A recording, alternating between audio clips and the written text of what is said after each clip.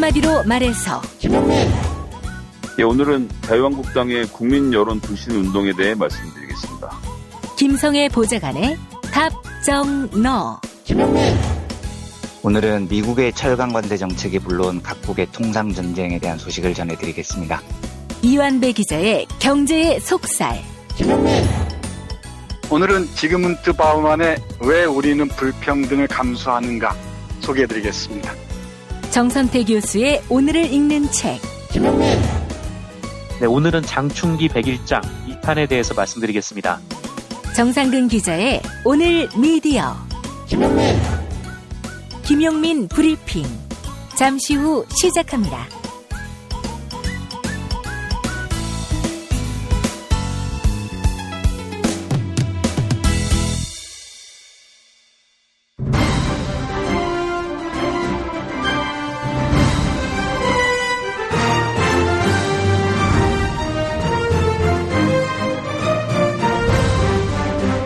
김용민 브리핑.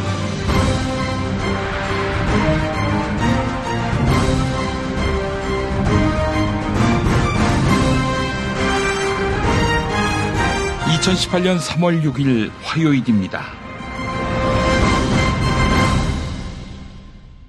안희정 충청남도지사의 정무비서가 안 지사로부터 성폭행을 당했다고 폭로했습니다.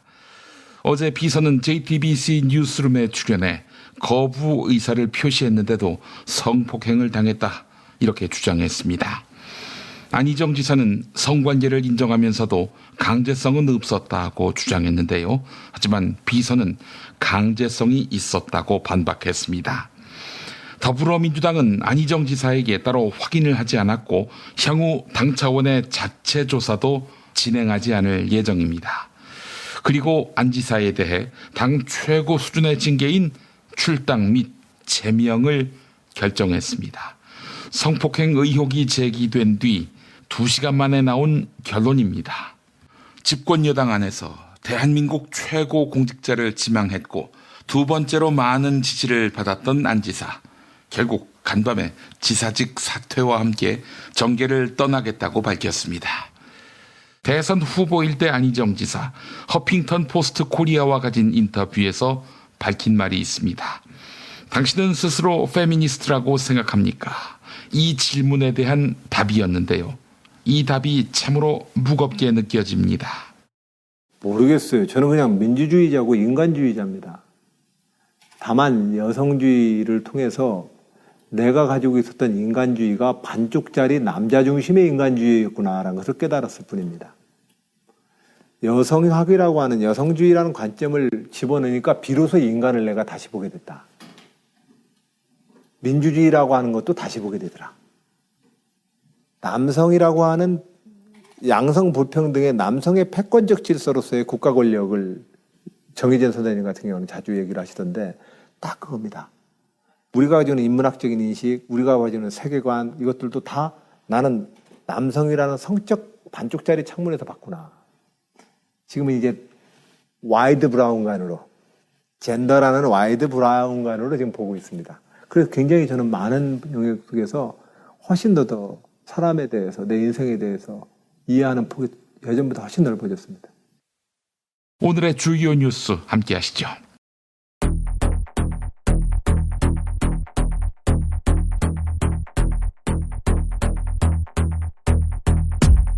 정의용 청와대 국가안보실장을 수석 특사로 하는 대북특별사절단이 어제 평양으로 떠났죠. 방북에 앞서 정의용 국가안보실장은 비핵화에 대한 문재인 대통령의 분명한 입장을 북측에 전하겠다, 이렇게 강조했습니다. 정의용 실장의 브리핑 들어보시죠. 한반도의 비핵화와 진정하고 항구적인 평화를 만들어 나가고자 하는 대통령의 확고한 뜻과 의지를 분명히 전달하겠습니다. 특사단을 태운 비행기는 어제나 3시에 평양 순안공항에 도착했는데요. 도착 3시간여 만에 김정은 북한 노동당 국무위원장과의 만남이 성사됐습니다. 이는 불필요한 신경전은 하지 않겠다는 김정은 위원장의 의지를 읽어주면서 면담 결과도 긍정적이지 않겠느냐, 이런 기대 섞인 전망이 나오고 있습니다. 더불어민주당 소속 안희정 충남도지사의 정무비서 김지은 씨가 안희정 지사로부터 성폭행을 당했다 이렇게 주장했습니다. 김지은 씨는 안희정 지사의 수행비서를 맡은 지난해 6월 말부터 8개월 동안 4차례의 성폭행과 함께 수시로 성추행을 당했다고 밝혔습니다. 이에 대해 안희정 충남지사는 부적절한 성관계는 인정하지만 강압이나 폭력은 없었다 이렇게 반박했는데요. 더불어민주당은 안희정 충남지사에 대해 당 최고 수준의 징계인 출당 및 제명을 결정했습니다. 추미애 더불어민주당 대표의 긴급 기자간담회 발언 들어보시죠. 당 대표로서 피해자와 국민 여러분께 사과의 말씀을 드립니다. 당은 이에 대해서 긴급 최고위원회를 조직했습니다. 그 결과 안희정 도지사에 대해서는 출당 및 제명 조치를 밟기로 결정했습니다. 다시 한번 국민 여러분께 죄송하다는 말씀부터 올리겠습니다. 100일 앞으로 다가온 지방선거에서 가장 관심이 뜨거운 지역은 서울과 경기도인데요. 서울시장 적합도에서는 박원순 시장이 약 35%의 지지율로 나머지를 크게 앞섰습니다. 야권에서 후보군으로 거론되는 안철수 전 국민의당 대표나 황교안 전 국무총리의 지지율은 한 자릿수에 그쳤습니다.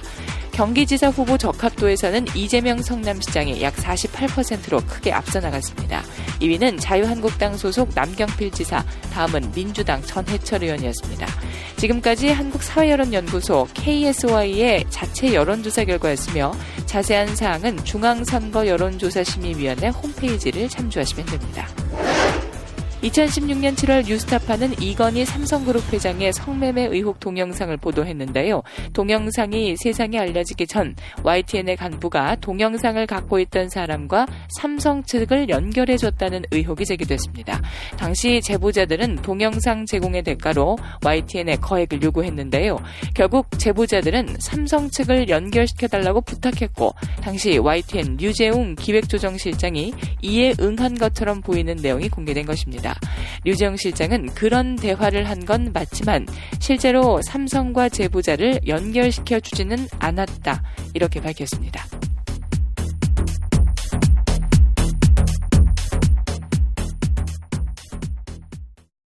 다이어트는 결국 먹는 게 문제다! 문제긴 하지. 매끼 식단 챙기기도 번거롭고 빼도 금세 다시 찌고. 아직도 몰라? 비타샵 다이어트를 해봐. 안 그래도 궁금했는데 어떻게 뺀 거야? 몇 개월 한 거야? 몸에는 안 나빠? 물어 뭐래. 비타샵 가봐. 같이 해. 1522-6648 혹은 비타샵을 검색해주세요. 안녕하세요. 전창걸입니다. 새싹 땅콩차의 전창걸몰에서는 엄선된 원료와 최고의 품질로 프리미엄 차문화를 선도하는 제임스 티스푼과 함께 로얄 캐모마일, 오렌지 레몬그라스, 히비스커스, 애플 시나몬 홍차, 루이보스 오렌지, 보이차, 제임스 티스푼 9종 특선을 비롯 제임스 알커피 핸드드립 원두커피 선물 세트까지 설맞이 런칭 기념 파격 특별 할인가 선물 세트를 준비했습니다. 소중한 분들에게 드리는 고마운 마음 전창걸몰닷컴과 함께 하시죠. 전화문의 070-8635-1288 070-8635-1288 4대강만 먹조라떼. 담양식 돼지갈비를 집에서도 편하게 드실 수가 있다는 건데 먹고 싶다. 100% 현미 쌀국수입니다. 이거 농촌에도 도움되고요. 전통 방식 그대로 100% 우리 한우로 만든 나주곰탕. 남도 먹거리 쇼핑몰의 나주곰탕입니다. 전북 고창 황토에서 자란 군고구마. 이거. 거기 있네요. 그거예요? 예. 맛이 어떤가요? 죽여줍니다. 다음 포털에서 남도 먹거리 이렇게 검색하시거나 1544 1669다. 심심할 땐 좀봐라. 피곤할 땐 짜증날 땐 좀봐라. 배고플 땐 좀봐라. 화가 날 땐 우울할 땐 좀봐라. 좀 봐라. 좀 봐라. 좀봐라가 뭔데? 유튜브에서 좀봐라를 검색해봐. 무료로 웹 애니메이션을 볼 수 있는 채널 좀봐라 TV. 답은 이미 정해져 있으니 너는 대답만 해라고 하는 답정너. 아닌데. 답은 정치인데 너만 몰라. 이건데.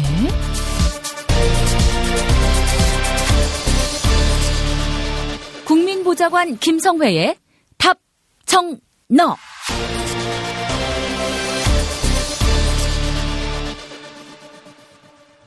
김성회 보좌관 만나겠습니다. 김 보좌관님? 네, 안녕하세요. 예. 자유한국당이 여론조사에 대해서 불만이 많은 거는 뭐 그동안 여러 차례 천명해온 반대, 아예 대놓고 한국갤럽 불신 캠페인을 추진하겠다. 이렇게 밝혔어요.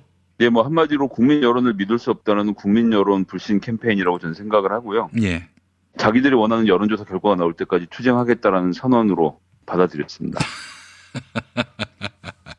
무슨 결과가 그렇게 불만스럽답니까? 어제 자유한국당의 홍보본부장인 박성중 의원이 기자회견을 가지고 한국갤럽 여론조사 과정에서 여론 조작을 하고 있는 것 같다라는 취지로 이야기를 했죠. 내용을 보면 정당 지지도 조사에서 정당명을 의석수가 아닌 가나다 순으로 돌려서 한국당이 4번째로 열거되고 있다. 뭐 이런 게 있고요. 예. 예측과 실제 결과가 많은 차이가 있다. 그다음에 부정적인 인식을 유도한 후 질문을 하고 있다. 원칙 없고 편파적인 정치 현안 설문을 하는 것이 아닌가 의심된다. 이렇게 4가지를 이야기를 했는데요. 예. 하나씩 좀 살펴보도록 하겠습니다. 일단 여론조사 전화가 오면 청취자분들이 대부분 다 전화를 끊으실 거라 여론조사 하는 방법에 대해서 조금 생소하실 수 있는데요. 예. 제일 먼저 정당에 대한 지지도 조사를 할 때 가장 기본은 로타리, 즉 순환식으로 합니다. 가나다 순으로 한다고 하더라도 예를 들어 민주당, 바른미래당, 자유한국당 뭐 3당을 놓고만 얘기를 하면 어떤 사람에겐 민주당, 바른미래당, 자유한국당으로 하고 그 다음 사람에겐 바른미래당, 자유한국당, 민주당으로 하고 그 다음 사람에겐 자유한국당, 민주당, 바른미래당으로 합니다. 설령 순서가 말한 대로 가나다 순이라고 하더라도 순환식으로 돌아가기 때문에 자유한국당이 1번에 있을지 6번에 있을지는 사람마다 다르거든요. 받는 사람마다. 예. 이것을 가나다 순이라고 얘기한다는 자체가 어불성설이고 홍보본부장까지 하시면 여론조사는 당연히 아실 텐데 의도적인 말장난으로밖에 볼 수 없는 거죠. 예. 여론조사에 대해서 관심이 없는 국민들 보기엔 아니 민주당이 앞에 있고 그 다음에 한참 뒤에 자유한국당이 나오는 거야 뭐 이렇게 생각하시겠지만 전혀 사실과 다르다는 점 먼저 말씀드리겠고요. 저는 가나다 순으로 한다는 것도 사실은 잘 모르겠습니다만 설령 그렇다 손 치더라도 로타리로 돌아가기 때문에 이거는 있을 수 없는 얘기다. 그러니까 당연히 가장 먼저 언급되는 아이템이 높은 점수를 받게 되어 있는 것이 여론조사의 기본이기 때문에 예. 맨 처음 불리는 아이템이 계속 바뀐다는 점 있습니다. 그렇기 때문에 이건 뭐 말이 되지 않는 주장이고요. 두 번째는 예측과 실제 결과가 많은 차이가 있으면 이건 제가 읽다 정말 파한대소를 했는데요. 본인들의 예측하고 실제 결과가 다르다는 얘기인 거죠. 자기가 동네 가서 아무리 물어봐도 다 자기 정당을 지지하는데 왜 여론조사만 돌리면 20%가 안 나오는지 모르겠다라는 이야기를 하는 거 아닙니까? 어떻게 이런 얘기를 이렇게 떳떳하게 하시는지 저 깜짝 놀랐습니다. 예측과 실제 결과가 많은 차이가 있다. 예측 누가 한 예측이었습니까? 본인들이 한 예측과 실제 결과가 다르다는 건데 예. 부끄러워서 몸서리를 치는 문장이었고요. 부정적인 인식을 유도한 후 질문을 한다. 이것도 사실은 뭐 요즘 문제가 돼 있는 자유한국당이라고 하겠습니까? 정당 지지도 조사하는데 다음 중 지지하는 정당은 어디십니까? 1번 민주당, 2번 바른미래당, 3번 자유한국당. 이렇게 물어보는데 부정적인 인식을 유도하고 질문한다는 자체가 있을 수 없고요. 물론 개별 현안에 대해서는 그렇게 할 수 있습니다. 요즘 방사능 오염으로 문제를 일으키고 있는 일본 수산물 수입에 대해서 어떻게 생각하십니까? 라고 물어본다면 부정적인 인식을 유도하고 질문하는 게 맞긴 하죠. 근데 이 사람들이 지금 문제를 삼고 있는 건 정당의 지지율이 가장 중요한 포인트일 텐데 개별 아이템을 어떻게 하느냐를 가지고 공당이 어떤 여론조사 기관을 배척한다는 것은 좀 말이 안 된다고 생각을 하고요. 그다음에 이제 원칙 없고 편파적인 정치 현안을 설문조사하는 것이 아니냐고 하는데 요즘 여론조사에서 정치 현안 뭐 물어보겠습니까? 이명박 대통령이 죄가 있다고 생각하느냐? MB는 다 쓸 거가 맞냐? 박근혜 대통령은 어느 정도 구형이 될 거 같냐? 이런 걸 물어보는 게 당연하겠죠? 예. 본인들에게 불리한 아이템이 아니고요. 지금까지 본인들이 저질러온 대국민 사기극, 대국민 범죄에 대해서 여론이 만들어져 있는 겁니다. 그런 아이템을 질문도 하지 말라고 하는 것은 이야말로 독재적 발상 아니겠습니까? 여론조사 기관이 좀 최근에 아이템이 될 만하다고 생각하는 것들을 들고 나와서 물어보는 건 너무 당연한 일이거든요. 이거는 무슨 정치 봉사단체도 아니고요. 비영리 단체도 아닙니다. 여론조사를 통해서 돈을 벌어서 먹고 사는 회사 아닙니까? 현안의 선택 범위 자체를 본인들이 좁히겠다는 발상, 이건 뭐 박정희 전두환 시대에나 가능했던 독재적 발상인 건데요. 이런 구체적인 정치 현안을 간섭하려고 하는 자체가 제가 보기엔 아주 심각한 문제라고 생각을 하고요. 그래서 이 문제를 미국 갤럽 본사에 알리겠다라는 것도 참 그다음에 문재인 정부 산하기관들이 한국 갤럽과 함께 추진하는 사업이 있는지를 확인하겠다고 하는데, 여론조사는 잘 보셨으면 좋겠는 게 한국 갤럽이 정당 지지율 조사로 먹고 사는 기관이겠습니까? 그렇지 않습니다. 정당에 대한 지지율 조사나 정치 현안은 한국 갤럽이 하고 있는 수만 가지 아이템 중에 극히 일부분에 불과하고요. 특히 이런 여론조사 기관에서 공신력은 굉장히 중요한 일이지 않겠습니까? 예. 그렇기 때문에 선관위가 인증하는 여론조사 기관을 따로 두고 있는 것이고, 선거 기간에 이런저런 장난을 치지 못하도록 여러 가지 겹겹의 보호 장치가 되어 있는 데다가 신뢰도를 가장 중요시하는 여론조사 기관이, 그것도 공인된 여론조사 기관이 민주당의 편을 들기 위해서 편파적으로 결과를 조작했다라고 하고 그것이 드러나면 그것은 정치권에서만 욕먹는 문제가 아니고요. 본인이 가장 크게 거래하고 있는 주거래처인 기업과의 관계를 망가뜨리게 되는 겁니다. 그렇기 때문에 한국갤럽이 설령 공기업과 몇 개 사업을 한다고 하더라도 뭐 저는 데이터가 없기 때문에 전혀 모르겠습니다만, 지금 하고 있는 가장 큰 조사, 마케팅이 원래 다 여론조사 아닙니까? 콜라를 얼마나 팔 수 있을지, 이번 과자는 될지 안 될지, 이것에 대한 맛은 어떤지, 올해의 아이템은 짧은 치마인지 긴 치마인지를 다 여론조사를 통해서 확인하고 있는 건데, 그리고 그런 것들을 하고 있는 회사들이 정치 현안에 대해서 조작을 한다? 그리고 그 조작한 것을 누구보다도 여론조사를 잘 아는 정치권을 상대로 한다? 저는 있을 수도 없는 일이라고 생각하고요. 지금 뭐 근거를 든 것도 보시면 알겠지만 갤럽이 의도적으로 뭘 한다기보다는 갤럽이 지금 현안에 대해서 묻고 있는 것에 자유한국당이 불쾌하다라는 얘기를 저는 했다라고 생각하고요. 120석 가까운 의석수를 갖고 있는 제1야당이 이렇게 민간 업체를 대상으로 협박을 한다는 것, 저는 있을 수 없는 일이라 생각합니다. 저는 자유한국당의 이런 조치가 곧 있을 지방자치선거를 앞두고 여론조사 기관 전체에 대한 옥죄기에 시도로 보고 있고요. 이렇게 해놓고 해서 자기들에게 조금만이라도 불리한 결과가 나오면 너희들을 가만히 두지 않겠다.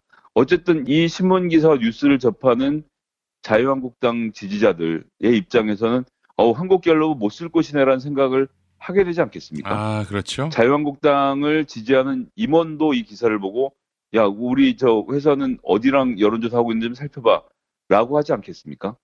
그런 것들을 노리는 거죠. 위축을 시키는 겁니다. 실제로는 정치시장에서가 아니라 본인들의 본업이 있는 기업과의 관계에서 이런 시장들을 위축시키기 위해서 너희들이 우리에게 조금만 눈밖에 나면 내가 이렇게 하겠다라는 목리를 제대로 보여준 거죠. 전 이것이 거꾸로 지방자치 선거를 앞두고 여론조사 기관을 강압적으로 압박하려는 자유한국당의 시도를 보고요. 절대적으로 배척해야 된다고 생각합니다. 일이 나서 미국을 찾는 거 참 좋아하시는데요. 예, 미국 본사 연락해서 미국 본사가 합당한 답을 내릴 거라고 생각은 하지만 저는 이런 문제제기 자체를 한다는 자체가 기본적으로는 좀 한심하다라고 생각을 하면서도 다른 한편으로는 참 무서운 사람들이다. 이런 식으로 다른 여론조사 기관까지 전부 다 한 번에 압박을 하려는 수를 부리는 것 청취자분들께서 좀 잘 보시고 판단해 주셨으면 하는 바람입니다. 참 재밌는 동네입니다. 아니 자기들이 국민에게 인기를 얻으면 될 문제지 그 여론조사 기관 탓해 뭐합니까? 나 참. 예, 그러니까 예측했던 것과 결과가 다르다고 여론조사 기관을 고발하는 것은 제가 지금 태어나서 처음 보는 일이라서 좀 당혹스럽네요. 뭐든지 하여간 새롭고 신선합니다. 예. 자, MB 이야기 한번 해보겠습니다. 돈 없어서 변호사 못 구한다 이런 얘기 나왔어요. 예, 일단 그렇게 말은 하고 있는데 그렇다기보다는 맡아서 승소할 자신도 없고 본인의 이력에 MB를 변호했다라는 이야기를 자신 있게 쓸 변호사의 숫자가 매우 부족하다로 받아들여야 되지 않을까라고 좀 생각하고 있습니다. 이미 그 김프로가 지난 토요 스페셜에서 한 말이 있어요. 어차피 뭐 지금 국면에서 변호사 조력을 받는다 한들 기사 회생할 가능성은 없다고 보고, 그렇다고 비싼 돈 들여서 변호사 쓰자니 돈이 아깝고, 그래서 이렇게 돈이 없어서 변호사 못 쓴다라는 정말 지나가는 속아웃을 그런 드립을 한 것이 아닌가, 그런 생각이 들었어요. 저는 뭐 김프로님 말씀 들으면서 그런다고 해서 이명박이 불쌍하다고 생각하는 사람이 있을까 싶은 생각이 전 한편으로 더 들었었는데요. 글쎄 말입니다. 예. 근데 뭐 박근혜 대통령도 마찬가지 아닙니까? 지금 변호인단 구성의 어려움을 겪다가 변호를 받지 않겠다로 돌이킨 사례가 있는데, 이번도 좀 마찬가지 전략으로 가려고 하는 거겠죠. 안타깝긴 하지만 어떻게 하겠습니까? 변호사 조력을 못 받은 상태로 조사를 받는 수밖에 없겠지 않겠냐, 그렇게 생각합니다. 국선 변호인 그냥 받죠. 503처럼. 네, 뭐 그렇게 해야겠죠. 본인은 한 1, 2년 정도 생각하고 들어가시는 것 같은데 막상 들어가면 그렇게 되지 않을 거를 아직도 모르시나 싶기도 하고요. 좀 안타깝습니다. 예. 설마 자기를 뭐 2년, 3년 이렇게 넣겠는가. 한 1년만 고생하고 지금까지 모아둔 재산 내 손아귀에 쥐면은 이거 뭐 남는 장사다라고 판단하고 있을지 모르겠어요. 그런 것 같습니다. 예. 한심하기 이를 데 없는 MB의 이야기까지 살펴봤습니다. 김성애 보좌관님, 뭐 하실 말씀 있으시다고요? 네네. 제가 얼마 전에 바이럴이 뭐냐라는 그 기습적인 김용민 PD님 질문에 이제 구전으로 전해진 이야기다라고 이제 얼버무렸는데요. 네. 거기에 대해서 좀 제가 잘못 말씀드린 점을 좀 해명하고 넘어가야 될 것 같아서. 예. 팟빵에 달린 댓글을 보고 알았는데요. 바이럴이 이제 바이러스의 형용사로 바이러스처럼 퍼져나가는 것이다라는 뜻이라는 겁니다. 근데 부끄럽게 저도 이제 바이럴이라고 말할 때 머릿속에 오랄이 들어가 있었던 거죠. 그래서 이제 구전이라고 말씀드린 거였는데요. 입으로 전한다 해서 구전이 아니라 바이러스처럼 퍼져나간다 그래서 바이럴이라는 점을 바로잡도록 하겠습니다. 부끄럽습니다. 아이고 뭐 부끄러울 것까지. 자, 김성애 보좌관님 오늘 말씀 잘 들었습니다. 네, 감사합니다. 김용민 브리핑 뉴스계 능력평가 정답 맞히신 분들에게 드리는 상품 소개합니다. 정답자에게는 도서출판 이김에서 나온 신간 푸드 트렌드 매거진 1호 취향 존중을 보내드립니다. 서울대학교 푸드 비즈니스 랩이 빅데이터 분석을 통해 밝혀낸 2018년 대한민국 식품 소비 행동 전망을 담았습니다. 예약이 시작되자마자 마감된 인기 강연을 책으로 엮은 것이기도 한데요. 이 책이 제시하는 트렌드를 사업과 서비스에 적용한다면 치열한 외식업 시장에서 경쟁력을 확보하는 데 도움을 받으실 수 있을 겁니다. 푸드 트렌드 매거진 1호 취향 존중 많은 관심 부탁드립니다. 다른 정답자에게는 애주가들의 핫 아이템 술친굼 한 박스 선물합니다. 포털 사이트에서 술친굼을 검색해주세요. 금요일 정답자 가운데 한 분께 남도 먹거리에서 협찬하는 식품 꾸러미 상품 보내드립니다. 인터넷 주소창에 남도먹거리.kr 입력해주세요. 금요일 정답자 가운데 다른 한 분에게는 골반 보정 속옷 바디로직 리포머 팬츠 보내드립니다. 검색창에 바디로직 찾아주세요. 금요일 정답자 가운데 다른 한 분께 머문빌리지 이용권 격주로 보내드립니다. 총 3,000평의 대지와 건물 2동을 오직 한 팀에게만 서비스합니다. 애청자 여러분의 성원에 힘입어서 일요일과 평일 가격을 대폭 낮춘 머문빌리지 할인 행사를 진행합니다. 포털 사이트에서 머문빌리지를 찾아주세요. 클로징 사연 소개된 분께는 별을 따다 구운 과자에서 만든 강릉 두부도넛 선물합니다. 주문 전화 033-646-2668 인터넷 주문 베이킹파머.co.kr입니다. 팟빵 게시판에 사연과 함께 이메일 주소를 올려주세요. 김용민 브리핑 뉴스계 능력평가 오늘도 많은 참여 바랍니다. 엄마, 이거 뭐야? 된장찌개 너무 맛있다. 그거 저번에 멸치 맛있다 그랬지? 바보 멸치에서 국물팩이 새로 나왔다기에 그걸로 국물을 내봤지. 솜씨 좋은 엄마가 센스까지 있으시네. 100% 국내산 천연 재료로 만든 바보 국물팩. 바보 저염 멸치와 새우 중 가장 맛있는 중화새우를 넣어 단맛과 깊은 맛이 깔끔하게 우러납니다. 무염 바보 멸치와 바보 국물팩은 포털에서 바보 멸치를 검색하시거나 02-587-3599로 전화주세요. 운전자를 위한 꿀팁 7,000원 운전자 보험 카페. 알고 계세요? 교통사고가 나면 형사합의금, 벌금, 변호사 비용. 이거 자동차 보험에서는 보장 못해요. 운전자 상해까지도 책임져드리는 7,000원 운전자 보험 카페. 버스, 택시, 트럭 등 영업용 차량 운전자를 위한 12,500원 운전자 보험 카페도 있습니다. 실손, 부모님 건강, 자녀 보험도 안내해드립니다. 02849-9730. 연중 무휴라 언제든 02849-9730. 최저임금, 꼼수, 불법. 신고하세요. 최저임금 올랐다는데 내 월급만 안 올랐네. 신고하세요. 민중당 최저임금 119 운동본부. 상여금을 기본급에 포함시킨다고? 신고하세요. 민중당 최저임금 119 운동본부. 근로시간 줄이기, 식대 기본급에 끼워 넣기. 신고하세요. 070-5118-2119. 카카오톡 검색창에 최저임금 119 운동본부를 검색하세요. 최저임금 지키는 민중당. 야, 너 홍어 판다 그랬지? 팔지. 근데 홍어가 진짜 그렇게 몸에 좋아? 아니 끝내준다니까. 우리 엄마 관절염인데? 홍어. 나 숙취는? 홍어. 마누라 다이어트는? 홍어. 큰이 뭐 변비? 홍어. 작은 형 소화불량은? 홍어. 여동생 피부? 홍어. 큰 누나 주름? 홍어. 명절 때 선물은? 홍어라니까. 근데 비싸지? 열라 싸고 열라 맛있는 홍어가 있다니까. 어디? 알싸한 홍어. 1599-6456.com 혹은 1599-6456 전화 주문도 가능합니다.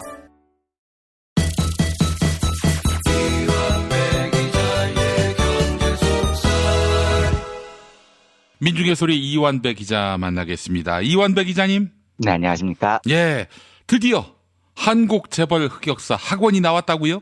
네, 아직 정식으로 나온 건 아니고 지금 이제 예약 판매에 이번 주부터 들어갔습니다. 아이고 세상에 많은 분들이 기다렸습니다. 예. 그렇게 말씀해 주시니까 감사합니다. 지금 저도 그렇고 회사도 그렇고 사실은 뭐 나중에 따로 한번 말씀드릴 기회가 있으면 한번 말씀을 올리겠습니다만 회사 상반기 재정 상태 때문에 어쨌든 이 책에 대해서 뭐 여러 가지로 회사에서도 고민이 굉장히 많은데 하여튼 뭐 굉장히 다들 불안해하면서도 어쨌든 뭐 지금 예약 판매가 시작이 됐습니다. 아유, 우리 애청자분들 이완배 기자님께 진 빚이 많습니다. 아니요, 무슨 말씀을요. 제가 애청자 여러분들께 정말 진 빚이 너무 많죠. 네.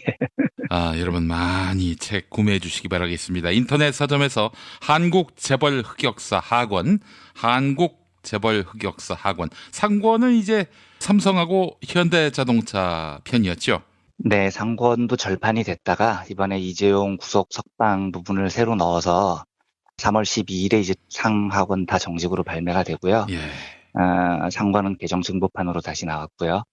예스24와 알라딘 두 곳에서만 지금 예약 판매가 진행 중인데요. 제 입으로 이런 말씀 드리기 죄송한데 어쨌든 많은 관심 가져주시면 정말 감사할 것 같습니다. 알겠습니다. 학원은 그럼 어떤 재벌들 이야기가 담겨 있습니까? SK와 롯데 두 곳입니다. 아이고, 우리 롯데, 얼마나 핫한 롯데입니까? 예, 그 글을 이제 정리를 했던 이종무 실장에 따르면 삼성과 현대편이 되게 묵직한 나쁜 놈들을 다룬 느낌이라면 SK와 롯데는 정말 찌질한 나쁜 놈들을 다룬 느낌입니다. 그래서 이 학원의 주제는 찌질함이고요. 네. 한국의 돈 많은 재벌들이 얼마나 찌질할 수 있느냐를 보실 수 있는 뭐 그런 내용으로 채워져 있습니다. 예, 알겠습니다. 여러분 다시 한번 말씀드립니다. 한국 재벌 흑역사 상권 증보판 나왔고 하권 새로 나왔습니다. 상하권 한꺼번에 사면은 뭐 어디 덧납니까? 고맙습니다. 말씀해 주셔서. 예, 여러분 많이 사랑해 주시기 바라겠습니다. 한국 재벌 흑역사 하권 그리고 상권 많은 사랑 바라겠습니다. 자, 오늘 어떤 이야기 준비하셨습니까? 예, 오늘은 이제 트럼프가 불을 붙인 통상 전쟁에 관한 이야기를 전해드리겠습니다. 요즘 통상 이야기를 자주 드리게 되는데 이 이슈가 한국의 이슈를 넘어서서요. 국제적인 초대형 이슈로 번져나가고 있습니다. 그래서 안 다룰 수가 없는 측면이 있고요.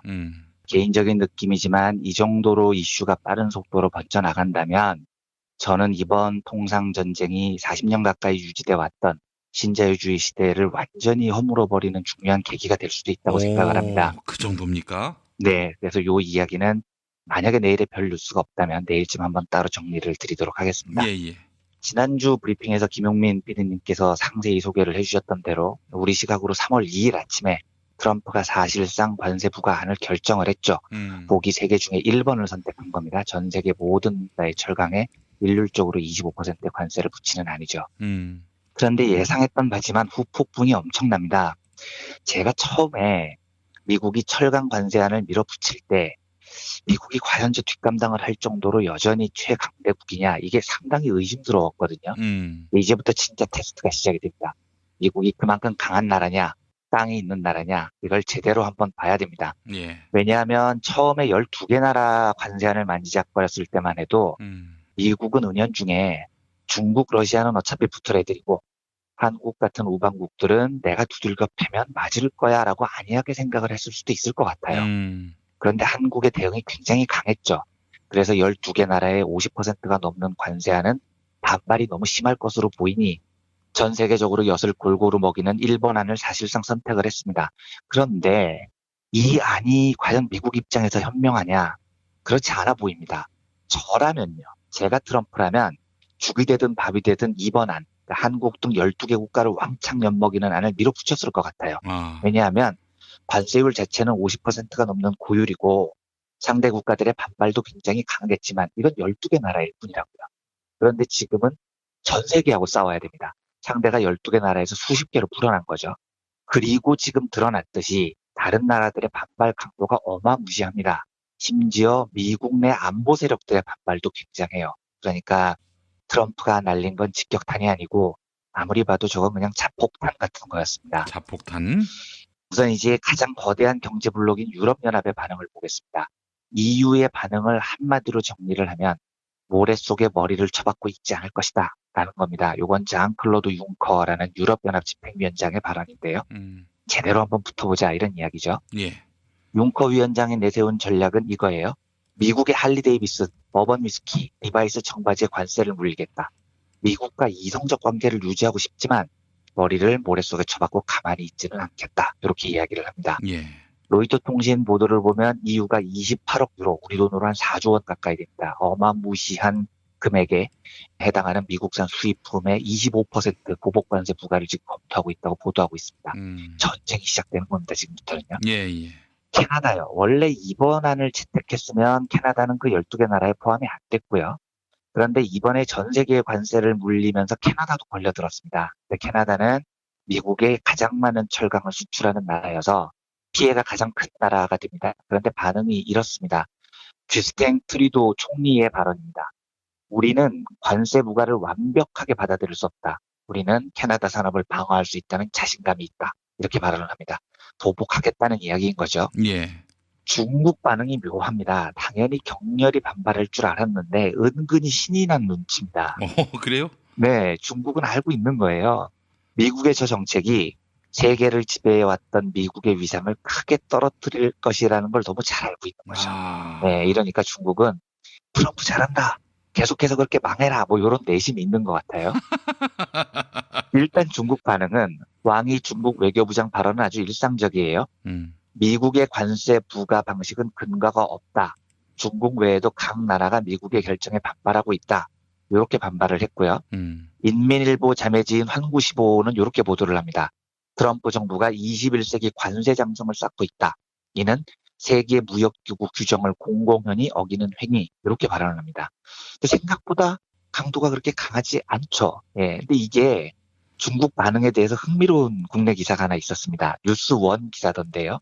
제목이 미국 철강 관세 부과, 중국은 오히려 웃고 있다. 이렇게 나옵니다. 이게 아마 제 생각에는 중국의 내심을 제일 잘 설명하는 기사일 거예요. 왜냐하면 실제로 중국도 직접적으로 미국에 수출하는 철강 물량이 그렇게 많지 않아서요. 그렇게 큰 피해가 없습니다. 그리고 지금이야말로 미중 패권 다툼에서 우위로 올라설 절호의 기회를 맞은 거죠. 뉴스원 기사를 그대로 읽어보겠습니다. 시진핑 주석은 지난해 다보스 포럼에 직접 참석, 중국이 미국을 대신해 자유무역의 챔피언이 될 것이다 라고 밝혔다. 중국은 이번 기회를 이용해 미국은 보호무역, 중국은 자유무역이라는 대립구도를 이어가 중국이 세계 자유무역의 챔피언이라는 이미지를 각인시키려 할 것이다. 미국의 철강 관세 부과를 오히려 역이용, 중국의 이미지를 제고하는 것이다. 이뿐 아니라 중국은 세계적 보호무역주의를 이용해 자국 산업을 더 쉽게 보호할 수 있을 전망이다. 구글 등 미국의 유명 IT 기업들은 대부분 중국 시장에 진입하지 못하고 있다. 중국이 안보를 내세워 이들의 진입을 방해하고 있기 때문이다. 미국은 꾸준히 중국에게 미국 기업들의 중국 시장 접근권을 보장하라고 요구하고 있다. 그러나 중국은 미국의 철강 관세 부과 조치를 빌미로 이를 계속 거부할 수 있게 됐다. 지금 중국은 웃을 수밖에 없는 것이다. 이렇게 돼 있습니다. 이게 제일 정확한 분석 같습니다. 중국이 신이 난 거죠. 그리고 이제 각 나라 반응 중에 제일 웃겼던 건 일본입니다. 일본은 그동안 트럼프하고 정말 잘 지내려고 노력을 했죠. 일본의 꿈이 자위대를 합헌화하는 거고 결국은 군사 강국으로 재도약하는 건데 그동안 트럼프를 잘 보니까 돈만 좀 퍼주면 미국이 이런 요청을 다 들어줄 것 같았어요. 그러니까 아베는 트럼프 발밑에 강아지처럼 굴어왔죠. 그런데 이제는 사태가 심상치 않은 겁니다. 일본이 만약에 이번 보복에서 빠지면 완전히 호구 잡히는 겁니다. 추가적인 공격을 일본이 다 뒤집었어야 되죠. 이걸 일본도 바보가 아닌 한 알고 있습니다. 이 무역전쟁 시대에 호구 잡히면 죽는 거거든요. 그래서 눈치를 싹 보던 일본도 살짝 발을 디딥니다. 니혼게이자의 신문을 보니까요. 일본 경제산업성 내에서 미국의 이번 조치에 대한 불만이 굉장히 크다라는 보도가 나와요. 그래서 EU가 WTO에 제소에 나설 경우 일본 역시 참가할 가능성이 있다. 이렇게 보도를 합니다. 그러니까 눈치를 연락해 보고 있어요. 그런데 자기가 먼저 보복하겠다고 우리나라처럼 깡있게 얘기는 못하는데 EU가 제소에 나서면 우리도 한 발 얹을게요. 지금 이런 태도를 유지하고 있는 겁니다. 우리 정부가 보여준 태도에 비해서 훨씬 미적미적하지만 우리는 뭐 즉각 보복을 전문했으니까요. 일본도 가만히 있으면 안 된다는 사실을 알고 있는 거죠. 한국, 중국, 캐나다까지 다 보복을 전명했는데 가만히 있으면 큰일 나는 겁니다. 자, 그러면 트럼프의 저 정책이 미국 자본가들에게는 지지를 받느냐 여러 차례 강조드렸지만 천만의 이야기입니다. 자본은 당연히 자유무역체제의 붕괴를 두려워하죠. 그런데 이번에 이 뉴스가 확산되면서 제가 좀 놀랐던 건 미국 내 안보주의자들의 반응이었습니다. 군사력을 바탕으로 한 패권주의자들, 정통 공화당 강경파들이죠. 이 사람들 반응이 심상치가 않습니다. 일단 반응을 한번 쭉 보겠습니다. 우선 미국 CNBC가 2일에 이렇게 보도를 합니다. 트럼프 대통령의 관세 부과 계획 발표 이후 미국은 동맹국들과의 관계에서 불안정한 상황에 놓여 있다. 관세 부과가 동맹국들과 긴장을 조성해 미국의 안보적 우려를 촉발할 수 있다. 이렇게 보도를 합니다. 기억을 해보시면요. 조선일보 같은 또라이들은 처음에 어떻게 보도를 했냐면 와, 한국이 미국한테 관세 맞는다. 문재인이 잘못해서 미국과 경제동맹은 물론 안보동맹까지 위태롭다. 미국이 우리를 버리면 어떡하냐. 이 지랄들을 했죠. 그런데 지금 보면 정작 안보 분야에서 누가 쫄고 있냐면 미국이 쫄고 있는 겁니다. CNBC 보도를 보면 야, 저러다가 한국 같은 동맹국들이 중국하고 붙으면 어쩌냐? 이걸 지금 걱정을 하고 있어요. 미국 항공우주산업협회 국제문제 담당 레미나탄 부회장 발언을 보겠습니다. 이 협회는 무기 파는 곳이죠. 그런데 이 무기 파는 단체 부회장이 이렇게 말을 합니다. 우리는 종종 무역과 안보 협력이 서로 뒤엉키는 것을 봐왔다. 무역에서 좋은 관계를 유지할 때 외교나 안보 협력에서 긍정적인 관계를 갖는다. 이렇게 말을 합니다. 이런 거죠. 트럼프 그만해 임마. 이러다 큰일 나겠어. 이렇게 지금 경고를 하고 있습니다. 스티븐 비들 미 조지 워싱턴대 교수 발언입니다. 트럼프 행정부의 관세 정책이 미국의 이해에 대한 지지를 끌어내기 위한 한국 등 동맹국들의 참여에 영향을 미칠 수 있다. 동맹국에 상처를 주는 무엇인가를 취한다면 미국의 이해가 걸린 지점에서 캐나다나 독일, 한국과 같은 동맹국의 참여를 끌어내기가 어렵다. 특히 한국 같은 나라에 대해서는 이번 정책이 어떻게 보이게 될지 매우 우려스럽다. 이렇게 말을 합니다. 보세요. 조선일보 같은 또라이들이나 미국이 우리를 버릴까봐 벌벌 떤 거죠. 안보 분야에서조차 진짜로 떨고 있는 곳은 한국이 아니라 미국이라는 겁니다. 버락 오바마 정부 때 육군 장관 지냈고 지금은 AIA의 그 대표이사를 맡고 있는 에릭 페닝의 발언입니다. 트럼프 행정부의 관세 부과는 미국 우주항공과 방위산업 관련 기업에도 영향을 미칠 것이다. 미국과 좋은 무역 관계를 유지할 때 상대국이 미국산 무기 구매에 더 많은 관심을 두거나 미국과 더 협력한다. 이렇게 말을 합니다. 이게 지금 미국 경제의 두 축 중 하나인 군수산업의 정확한 시각입니다. 야, 예전에는 한국 좀 겁박하고 해서 무기도 많이 팔아먹었는데 트럼프 저 새끼가 지금 이상한 짓 하는 바람에 이제 한국이 우리 무기도 안 사주겠다, 야. 지금 이런 걱정을 자기들끼리 하고 있는 거예요. 조지 부시 행정부에서 백악관 비서실장을 보낸 조슈아 볼턴. 이 사람은 대표적인 공화당의 사상가고요. 제가 한번 소개를 했던 미국 3대 경제 로비단체 비즈니스 라운드 테이블의 회장입니다. 이 사람이 폭스뉴스 썬데이라는 방송 프로그램에 나와서 직접 이야기를 합니다. 트럼프는 무역전쟁이 쉽고 이길 만한 것으로 보는 것 같지만 그건 그렇지 않다. 특히 요즘 같은 글로벌 시대에는 아무도 무역전쟁에서 이길 수 없다. 그건 손 흔드는 것처럼 쉬운 일이 아니다. 요까지는 그런데 요 다음 발언이 굉장히 중요합니다. 이게 부시 행정부의 사상가의 이야기인 거예요. 이런 관세 부과 방식으로는 중국산 과잉 공급과 같은 진짜 문제를 제대로 해결하지 못한다. 중국의 관행을 고치려면 우리 친구, 동맹과 뭉쳐서 중국을 함께 압박해야 된다. 이런 말을 해요. 이게 뭐냐면, 야, 이 미친놈들아. 지금 한국 같은 동맹하고 지금 잘 지내야 돼. 그래야 중국을 견제해. 그런데 트럼프 네가 한국, EU, 캐나다 이런 주요 동맹들을 다 박살을 내고 있어서 우린 엿됐어. 앞으로 중국 어떻게 견제할 거야? 이렇게 우려를 하고 있는 거죠. 하나만 더 보겠습니다. 미국의 대표적인 대북 강경파로 꼽히는 공화당 상원 의원 중에 린지 그레이엄이라는 사람이 있습니다. 굉장히 강경한 대북 강경파예요. 그런데 이 강경파 상원 의원이 CBS 방송에서 이렇게 말을 합니다. 트럼프 대통령이 철강 알루미늄에 관세를 매기겠다고 한 것은 큰 실수다. 트럼프 대통령이 중국을 내려놓고 있다. 이렇게 함으로써 중국은 승리하고 우리는 이런 관세 체제에서 패배하게 된다. 이렇게 말을 합니다. 이 정도면 충분히 미국 내 분위기가 예상되실 겁니다. 예. 월가가 자유무역 체제가 깨질까봐 전전긍긍하는 걸 넘어서요. 한국 같은 전통의 우방을 중국에게 넘겨줄지도 모른다는 공포. 이것 때문에 미국 군주산업을 축으로 한 세력들도 지금 난리가 난 거예요. 여러 차례 말씀드리지만 우리는 피벗 국가에 위치해 있습니다. 저는 그래서 정말 이 모습을 보고 싶었어요. 미국이 하자는 대로 하면 무기나 구매해줘야 되고요. 호구짓이나 당해야 되지만 우리가 당당하게 대처하면 이제 미국이 걱정을 합니다. 야, 우방국 한국이 중국 편 들면 어쩌냐. 이제 이렇게 되는 거죠. 우리가 처한 피벗 국가의 장점이 활짝 꽃이 피는 그런 순간인 겁니다. 오늘은 한 가지만 더 첨가하고 정리를 하겠습니다. 그러면 우리 정부는 지금부터 어떻게 해야 할까라는 문제인데요. 지금부터는 이제 제 개인적 생각을 말씀드릴 텐데 아마 생각이 다르신 분들도 많을 것 같아요. 저도 제 생각이 반드시 정답이라고는 생각하지 않습니다. 그러니까 저처럼 생각하는 사람도 있구나 정도로만 받아들여 주셨으면 좋겠습니다. 예.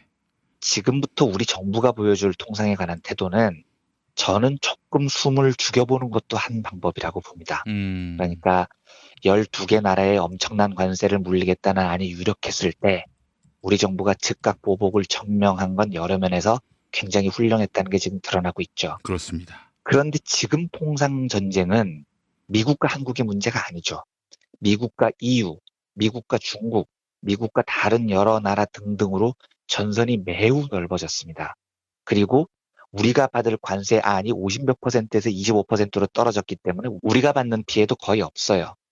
이럴 때 우리가 살짝 한 스텝 뒤로 빼보는 것도 저는 괜찮을 것 같습니다. 그러니까 강대국들끼리 지들끼리 싸우라고 놔두는 거죠. 왜냐하면 제가 이 문제를 해결하는 방법으로 눈에는 눈, 이에는 이, 게임 이론에서 말하는 tit-for-tat 전략이라는 걸 많이 소개를 해드렸었는데요. 이 tit-for-tat 전략의 핵심은 많은 분들이 조금 오해하시는 게 상대가 때리면 우리는 반드시 보복한다.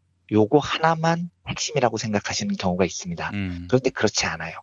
tit-for-tat의 핵심은 정확하게 두 가지입니다. 첫째, 상대가 배신하면 반드시 그만큼 보복으로 돌려줘야 됩니다.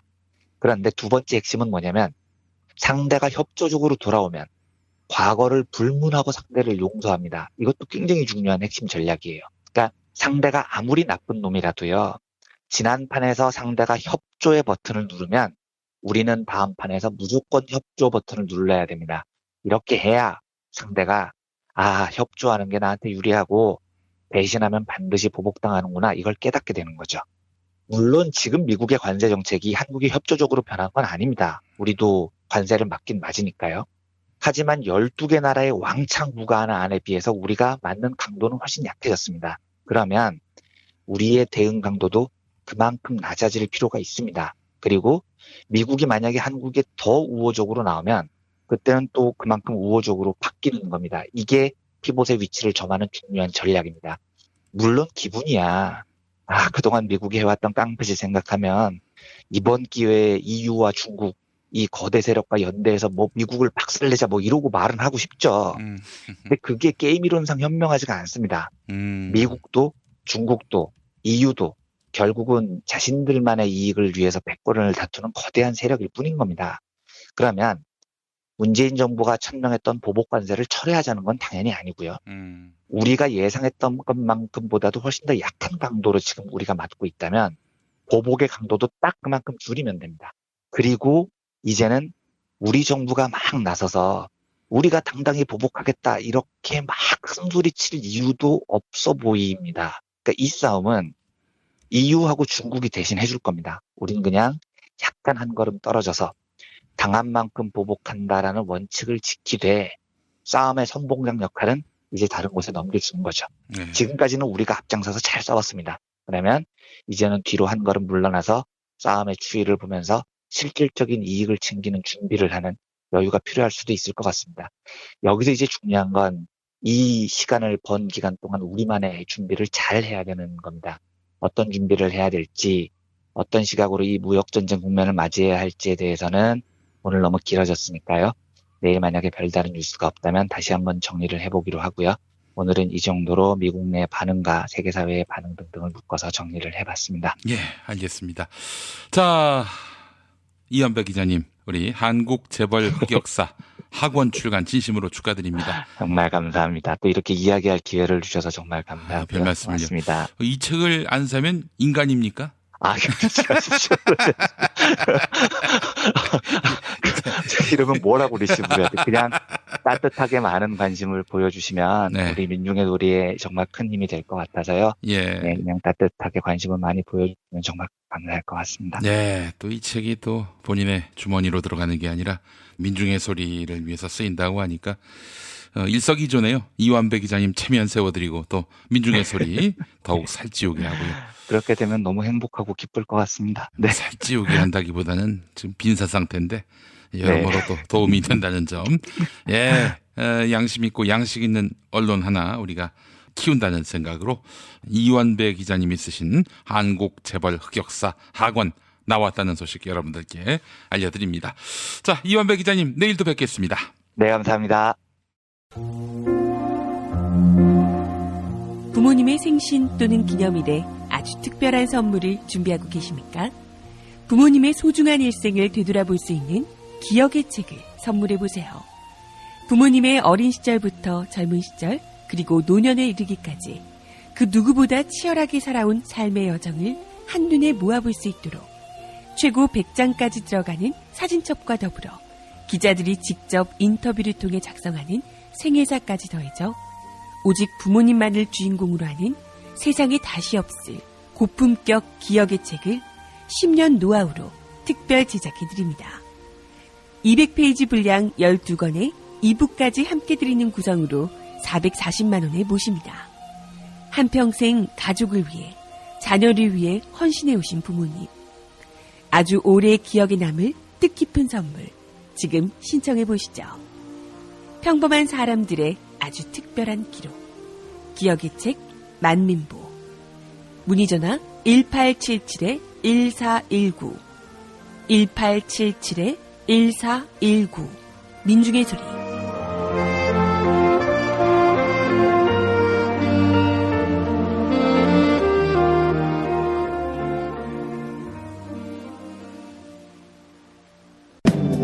진실은 반드시 밝혀진다고. 무엇이 진실입니까? 대통령이라고 하는 지위를 진실을 밝히지 않는 데에 역이용해서. 김보영 아나운서가 함께합니다.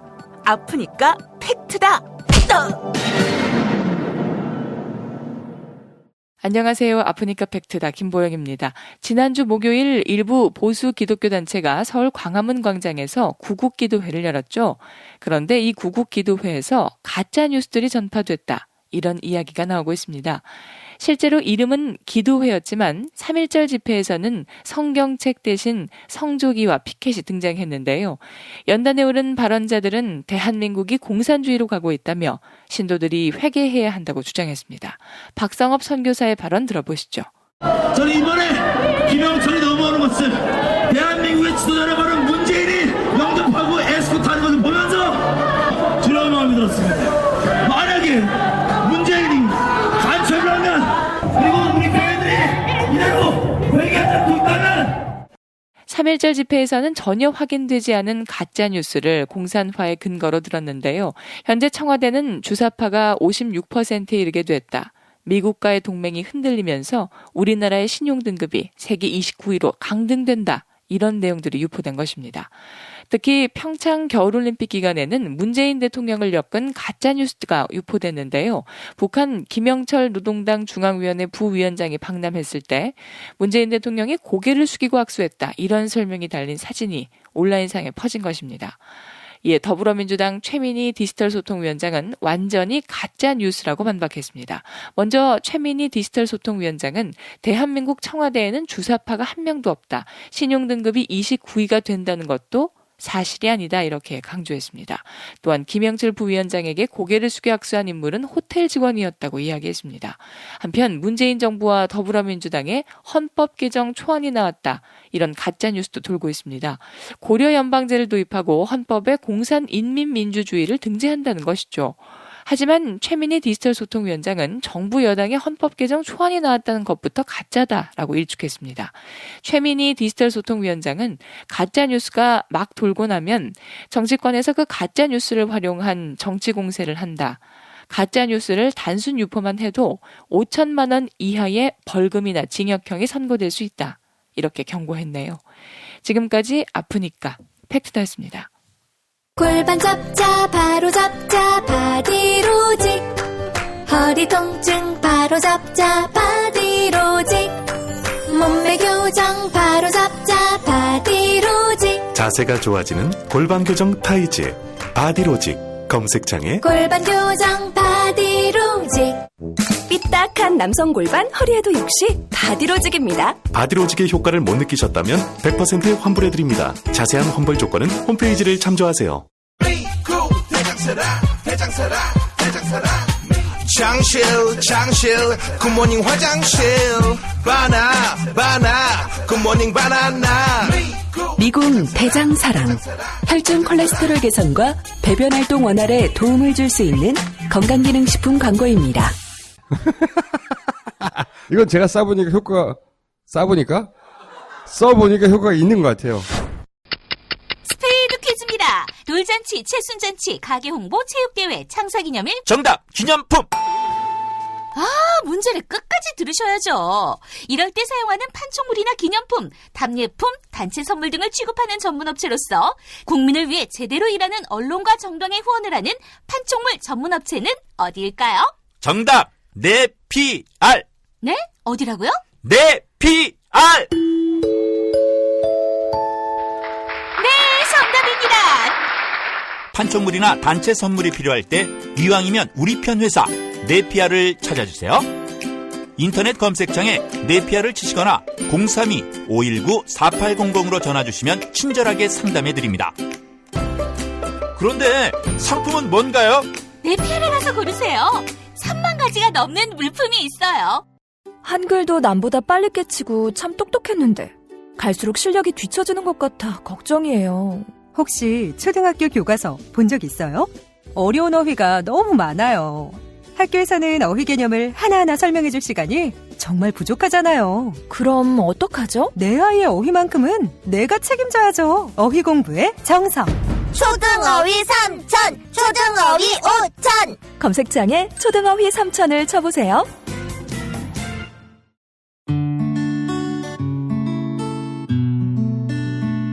당신과 내가 좋은 나라에서 그 정의로운 나라 그곳에 산다면 난 그냥 좋아서 웃기만 할 거예요. 당신의 뉴스 보좌관 김용민 브리핑.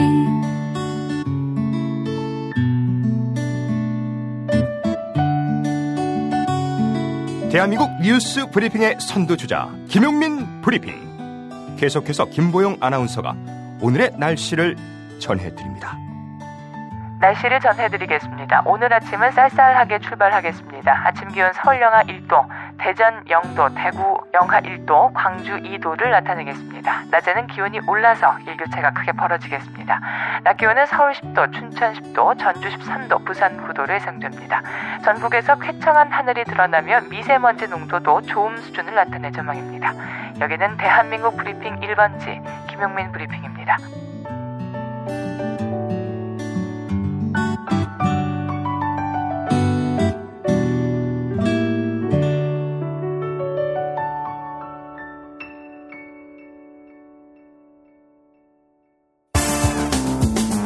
오늘을 읽는 책, 문학평론가인 국민대학교 국문학과 정선태 교수와 함께합니다. 국민대학교 한국어문학부 국어국문전공 정선태 교수님과 함께하겠습니다. 교수님. 네, 안녕하세요. 예, 새 학기의 첫 월요일 잘 보내셨습니까? 네, 잘 보냈습니다. 게다가 오늘 처음 데뷔한 우리 김 PD의 정치쇼 정말 재밌게 듣고 왔어요. 감사합니다, 교수님. 예. 그런데 물가에 아이 내놓은 것처럼 이렇게 말하면 좀 과장인지 모르겠는데 내가 왜 이렇게 조마조마했는지 모르겠어요. 그러니까 너무너무 재밌고 흥미로웠는데 예. 혹시라도 실수하면 어떡하나. 왜 이렇게 막 내가 떨리고 그랬는지 만감이 교차했습니다. 예. 어제 우리가 잡초의 재발견을 얘기했잖아요. 예. 오랜 세월 동안 낙검수부터 시작해서 정말 끈질긴 생명력으로 황폐한 언론 지형에서 살아왔는데 이제 지상파에 가서 저렇게 당당하게 얘기하는구나 싶어서 기쁘기도 하면서 또 오늘 팟빵을 보니까 브리핑도 동시에 또 진행한 모양이죠. 예. 이렇게 일을 했어야 사람이 견디겠나 싶기도 하고 그래서 SBS 지상파에 2시간 방송한다길래 나는 이제 김용민 브리핑은 접겠구나 싶었어요. 아이고 교수님 별 말씀도 하십니다. 예. 네, 짠하고 안쓰럽기도 하고 그러면서 또 적잖이 기대도 하고 그러네요. 예. 저 오늘 이래저래 여러 가지 생각이 오갔습니다. 예. 무엇보다 몸 잘 챙기시고 예.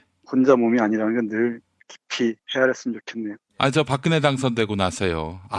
정말 참 황망했던 그런 시간이었는데 그때 교수님 수업 참석하면서 책을 다시 읽었던 그때가 생각이 납니다. 네, 아주 오래전 일이에요. 벌써.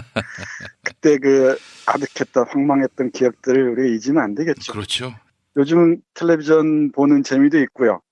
블랙하우스도 봐야지. 네. 스트레이트도 봐야지. PD 수첩도 봐야지. 요즘에 갑자기 텔레비전이 저한테 가까이 다가왔습니다. 우리가 쟁취해낸 권리 아니겠습니까? 언제든 시민에게 역사로부터 버림받을 수도 있다라는 긴장감이 잃지 않고 몸낮춰서 최선을 다하도록 노력하겠습니다. 네, 늘 겸허하게 깊이 있게 그리고 끈질기게 해주시기 바랍니다. 알겠습니다, 교수님. 자, 교수님 오늘 어떤 책 소개해 주시겠습니까? 네, 오늘은 폴란드 출신의 아주 저명한 사회학자죠. 지그문트 바우만의 왜 우리는 불평등을 감수하는가. 지그문트 바우만. 네, 우리 이완배 기자도 언젠가 말씀하셨던 걸로 기억하고요. 저도 작년에 고독을 잃어버린 시간을 비롯해서 지그문트 바우만을 두어 차례 말씀드렸던 것 같습니다.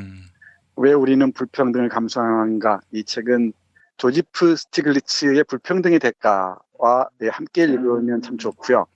그리고 이 시간에도 말씀드렸습니다만 일리치의 성장을 멈춰라. 그리고 또 이 시간에 말씀드렸던 더글라스 러미스의 경제 성장이 안 되면 우리는 풍요롭지 못할 것인가 등등의 책들과 함께 읽으면 많은 아이디어를 또 삶에 대한 감각들을 벼릴 수 있을 것이라고 생각합니다. 100페이지 남짓되는 얄팍한 책인데요. 내용의 무게는 그야말로 만만치가 않습니다. 책을 먼저 딱 펼치면은 마태복음 13장 12절의 말씀이 나옵니다. 가진 사람은 더 받아 넉넉하게 되겠지만 못 가진 사람은 그 가진 것마저 빼앗길 것이다. 성경에서는 이런 부자들을 경계하는 얘기를 참 많이 있죠. 낙타가 바늘구멍 들어가는 것만큼 부자가 천국 가기가 어렵다 이런 말씀이죠. 네, 아주 아찔한 말입니다. 네. 그리고 또 한 구절 보면은 애덤 스미스가 도덕감정론에서 얘기한 듯한데 이 글도 인용돼 있네요. 부자와 권력자에 대해서는 거의 숭배에 가까운 감탄을 표하면서 가난하고 비천한 사람들은 경멸하거나 무시하는 이러한 성향이야말로 우리의 도덕감정을 타락으로 이끄는 주된 원인이자 가장 일반적인 원인이다. 예.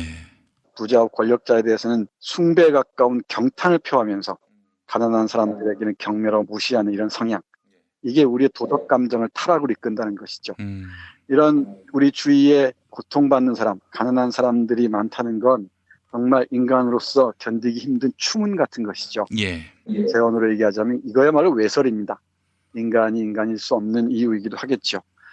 이 책의 제목인 왜 우리는 불평등을 감수하는가에 대한 답을 먼저 말씀드리면 우리가 이 불평등을 자연스럽다고 생각하기 때문이라는 겁니다. 그러니까 개인의 재능이나 능력들의 그 자연적 불평등에 대한 믿음이 강구하게 우리에게 길들여져 있다는 것이죠. 자리 잡고 있다는 것이죠. 예. 부자들은 부자인 이유가 있고 나보다 잘난 사람은 잘난 이유가 있을 것이다. 그러니 나는 이 정도는 괜찮다. 이런 식으로 불평등을 감수한다는 거예요. 예. 이런 믿음이야말로 불평등을 더욱 깊게 하고요. 궁극적으로는 인간을 멸종으로 이르게 할 거라고 경고합니다. 불평등이 우리에게 초래하는 이 파국을 정말 예감하고 여기에 대처하지 않으면은 우리는 그야말로 공룡처럼 인간이 멸종하는 단계에 이를 수도 있다라고 얘기를 해요. 예. 불평등이 얼마나 심화했는지는 많은 사람들이 얘기한 바와 같습니다. 이 책의 맨 앞에 나오는 구절을 잠깐 보시면 2000년 현재 전 세계 성인 인구 중 최상위 부자 1%가 전 세계 자산의 40%를 소유하고 있고 상위 10%의 부자가 전 세계 부의 85%를 차지하고 있는 반면에 하위 50%는 전 세계 부의 겨우 1%만 차지하고 있다는 겁니다. 또 다른 구절을 보면 이렇게 기술하고 있어요. 전 세계 최고 부자 1000명의 부를 합하면 가장 가난한 25억 명의 부를 모두 합한 것에 거의 2배가 된다고 합니다. 예. 이런 불평등은 경제 성장이 점점 가속화할수록 더욱 골은 깊어지고요. 그리고 소비주의가 우리를 휩쓸고 있고 그런 과정에서 사회적 불평등을 말하는 사람들이 자연스럽게 받아들인다는 것입니다. 예. 지금은트 바우만은 여기에 대해서 뭐라고 일갈하냐면요. 예. 소비주의적 주지육림이 지배하게 된 행성이라고 얘기를 해요. 아, 주지육림 모처럼 반가운 단어가 나왔습니다. 술, 고기 뭐 이런 것들이 또 육자가 그 고기 육자긴 하지만은 그런 의미의 고기가 아니죠. 이런 얘기 정치쇼에 가서 하시면 안 돼요. 알겠습니다, 교수님. 이런 소비주의적 주지육림이 이 행성을 지배하게 됐고 결국에는 파멸에 이를 것이라고 얘기를 합니다. 예. 그러니까 경쟁주의, 소비주의, 그리고 능력의 불평등 이걸 자연스럽게 느낀다는 게 우리의 깊은 질환의 원인이라는 거예요. 예.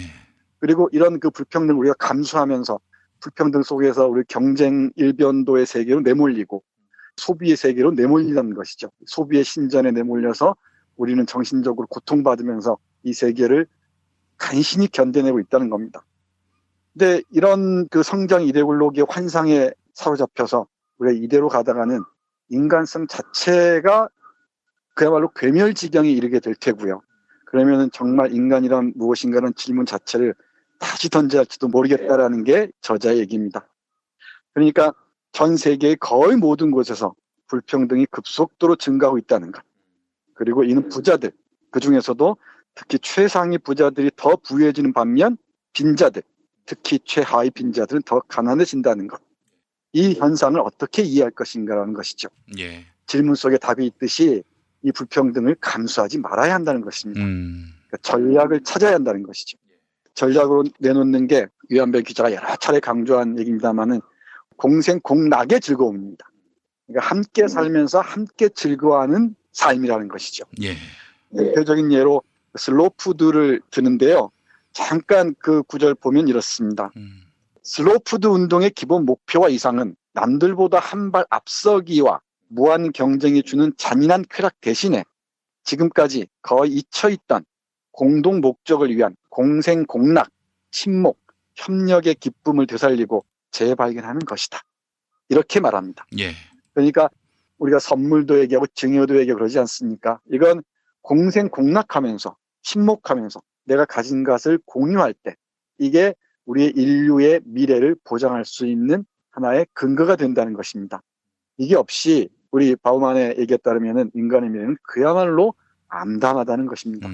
어찌 보면 급진적인 것처럼 보이기도 하는데 제가 보기에는 우리의 현실을 적확하게 진단하고 있는 게 아닌가 그렇게 생각합니다.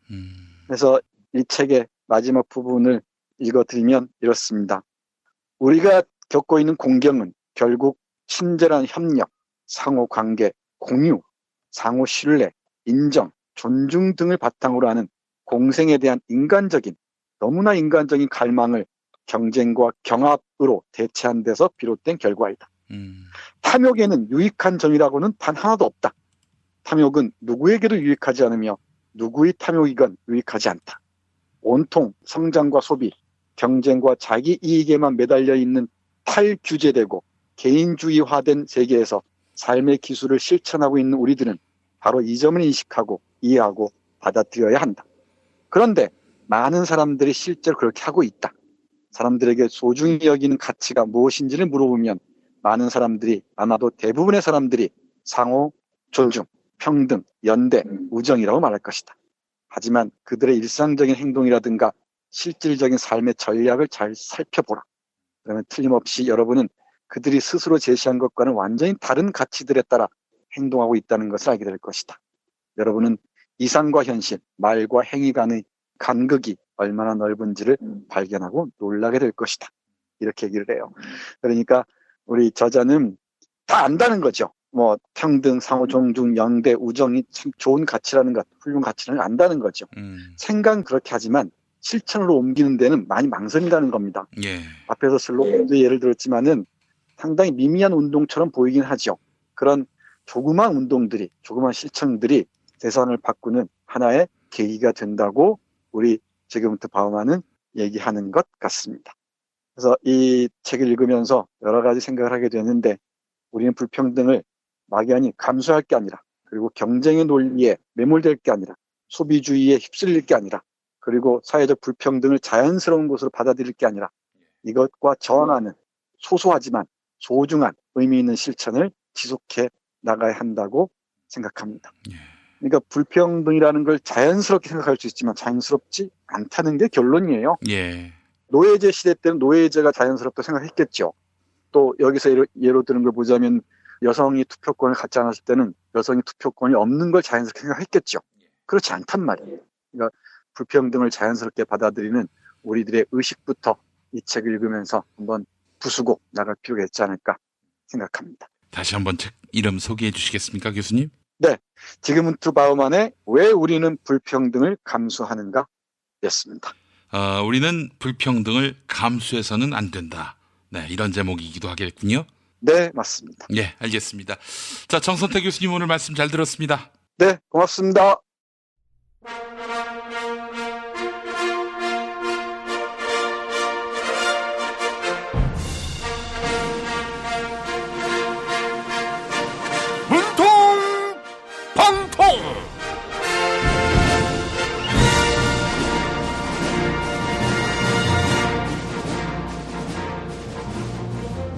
사랑하고 존경하는 국민 여러분, 대통령 문재인입니다. 지난 3일절 서울 광화문 광장에 있는 촛불 조형물인 희망 촛불이 파손되는 일이 벌어졌습니다. 친박 집회 참가자 300여 명이 희망 촛불을 쓰러뜨리고 불을 질렀다고 하는데요. 이 일로 친박 돌격대 김진태 자유한국당 의원이 청와대에 항의 편지를 보내왔습니다. 같이 읽어볼까요? 문재인 대통령님, 지난 2일 경찰이 희망 촛불을 파손한 혐의로 50대 여성을 체포하고 불구속 입건했습니다. 희망 촛불은 불법 조형물입니다. 그런 것으로 시민을 체포합니까? 서울시가 철거를 하지 않고 두고 보니 시민들이 철거해 준 것입니다. 애국 진영에 대한 편파적인 부당 수사를 당장 그만하길 바랍니다. 아이고, 김진태 의원님, 공공장소에 설치된 시설물을 손괴하거나 방화하는 것은 처벌의 대상이에요. 박원순 우리 또 서울시장도 적절한 조치를 취할 것이라고 밝혔습니다. 네? 김진태 의원님만 주목받아야 한다고요? 박원순을 언급하지 말아 달라고요? 김진태 의원님, 벌써 자유한국당 소속 김문수 전 경기도지사가 선수를 쳤습니다. 김문수 전 지사는 3.1절에 태극기 들고 만세 불렀다고 유관순 누나를 체포했던 경찰이 왜 떠오를까?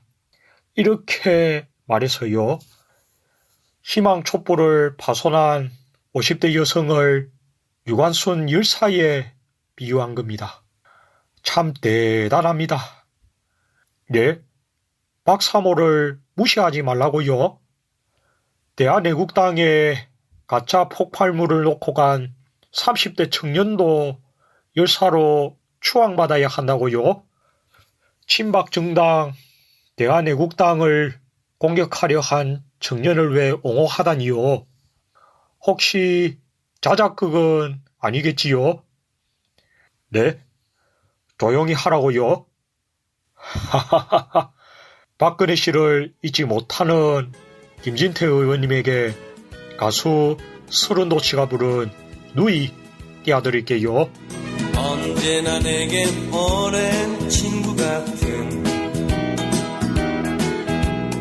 사랑스러운 누이가 있어요.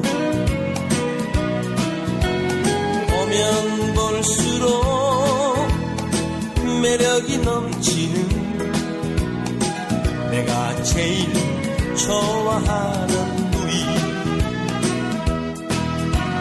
마음이 외로워 하소연할 때도 사랑으로 내게 다가와 예쁜 미소로 예쁜 마음으로 내 마음을 감싸주던 누이. 나의 가슴에 그대 향한 마음은 언제나 사랑하고 있어요.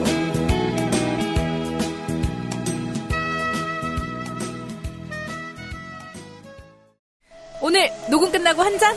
술 끊는다며. 새해가 되면 술 끊겠다는 결심들 많이 하시는데요. 네. 쓸데없는 짓 하지 마시고요. 네, 술 친구미 있잖아요. 아니 다들 술자리만 있으면 오라고 난리잖아. 술친금 들고 가야지. 술친금을 그렇게 퍼주니까 부르지. 술친금이 있어야 술자리가 오래 간단 말이야. 내 친구들이 전부 다 술친금 인정했어. 오빠도 한 잔 콜? 그렇다면 가지야. 네이버에 술친금을 검색하세요. 멀쩡합니다 진짜. 담배든 목숨이든 둘 중 하나는 이번에 팍 끊어본다잉. 그동안 많이 피웠다 아이가. 다치는 쑥 건양초로 확실히 끊었슈. 쑥 피우면서 한 번에 끊는다. 쑥 건양초. 구입문의 080-907-5500 080-907-5500. 성주리 씨는? 네, 저는 완전히 끊었습니다.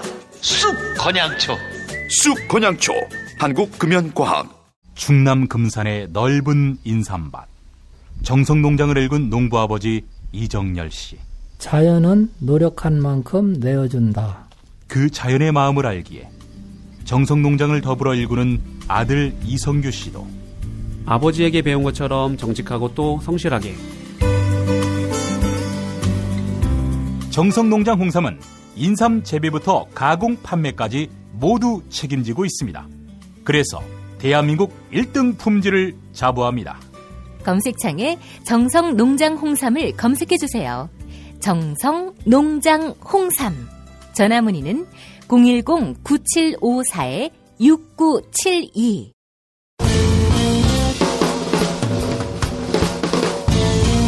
미디어 오늘 정상근 기자가 뉴스 속의 뉴스를 짚어드립니다.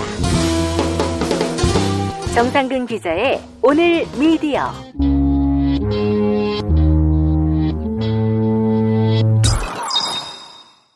미디어 오늘 정상근 기자 만나겠습니다. 정 기자님. 네, 안녕하십니까. 예. 자, 오늘 어떤 얘기 해볼까요? 네. 그 전에 어제 김용민의 이제 정치쇼 진행하시는 걸 제가 페이스북 라이브를 통해서 봤습니다. 근데 그거 아셨나요, 그거? 어떤 거요? D 포털 사이트 있잖아요. 예. 거기서 실검까지 오르셨더라고요. 아이고, 그래요? 네. 축하드립니다. 아이, 감사합니다. 예전에 자유한국당 입당할 때 실검 1위, 네이버 또 다음 다 1등을 해가지고 뭐 특별히 제가 감동을 먹거나 그러진 않습니다. 이 정도로는 감동을 안 드시는군요. 아이, 그럼요. 나는 1등 주자예요, 1등 주자. 네, 그렇군요. 알겠습니다. 괜히 말 꺼냈네. 아니고요. 자, 그래요. 오늘 어떤 이야기 준비하셨습니까? 네, 지난해 8월에 시사인 보도를 통해서 공개가 됐었죠. 예전에 관훈 나이트클럽에서도 말씀을 드렸는데 장충기 백일장이 있었어요.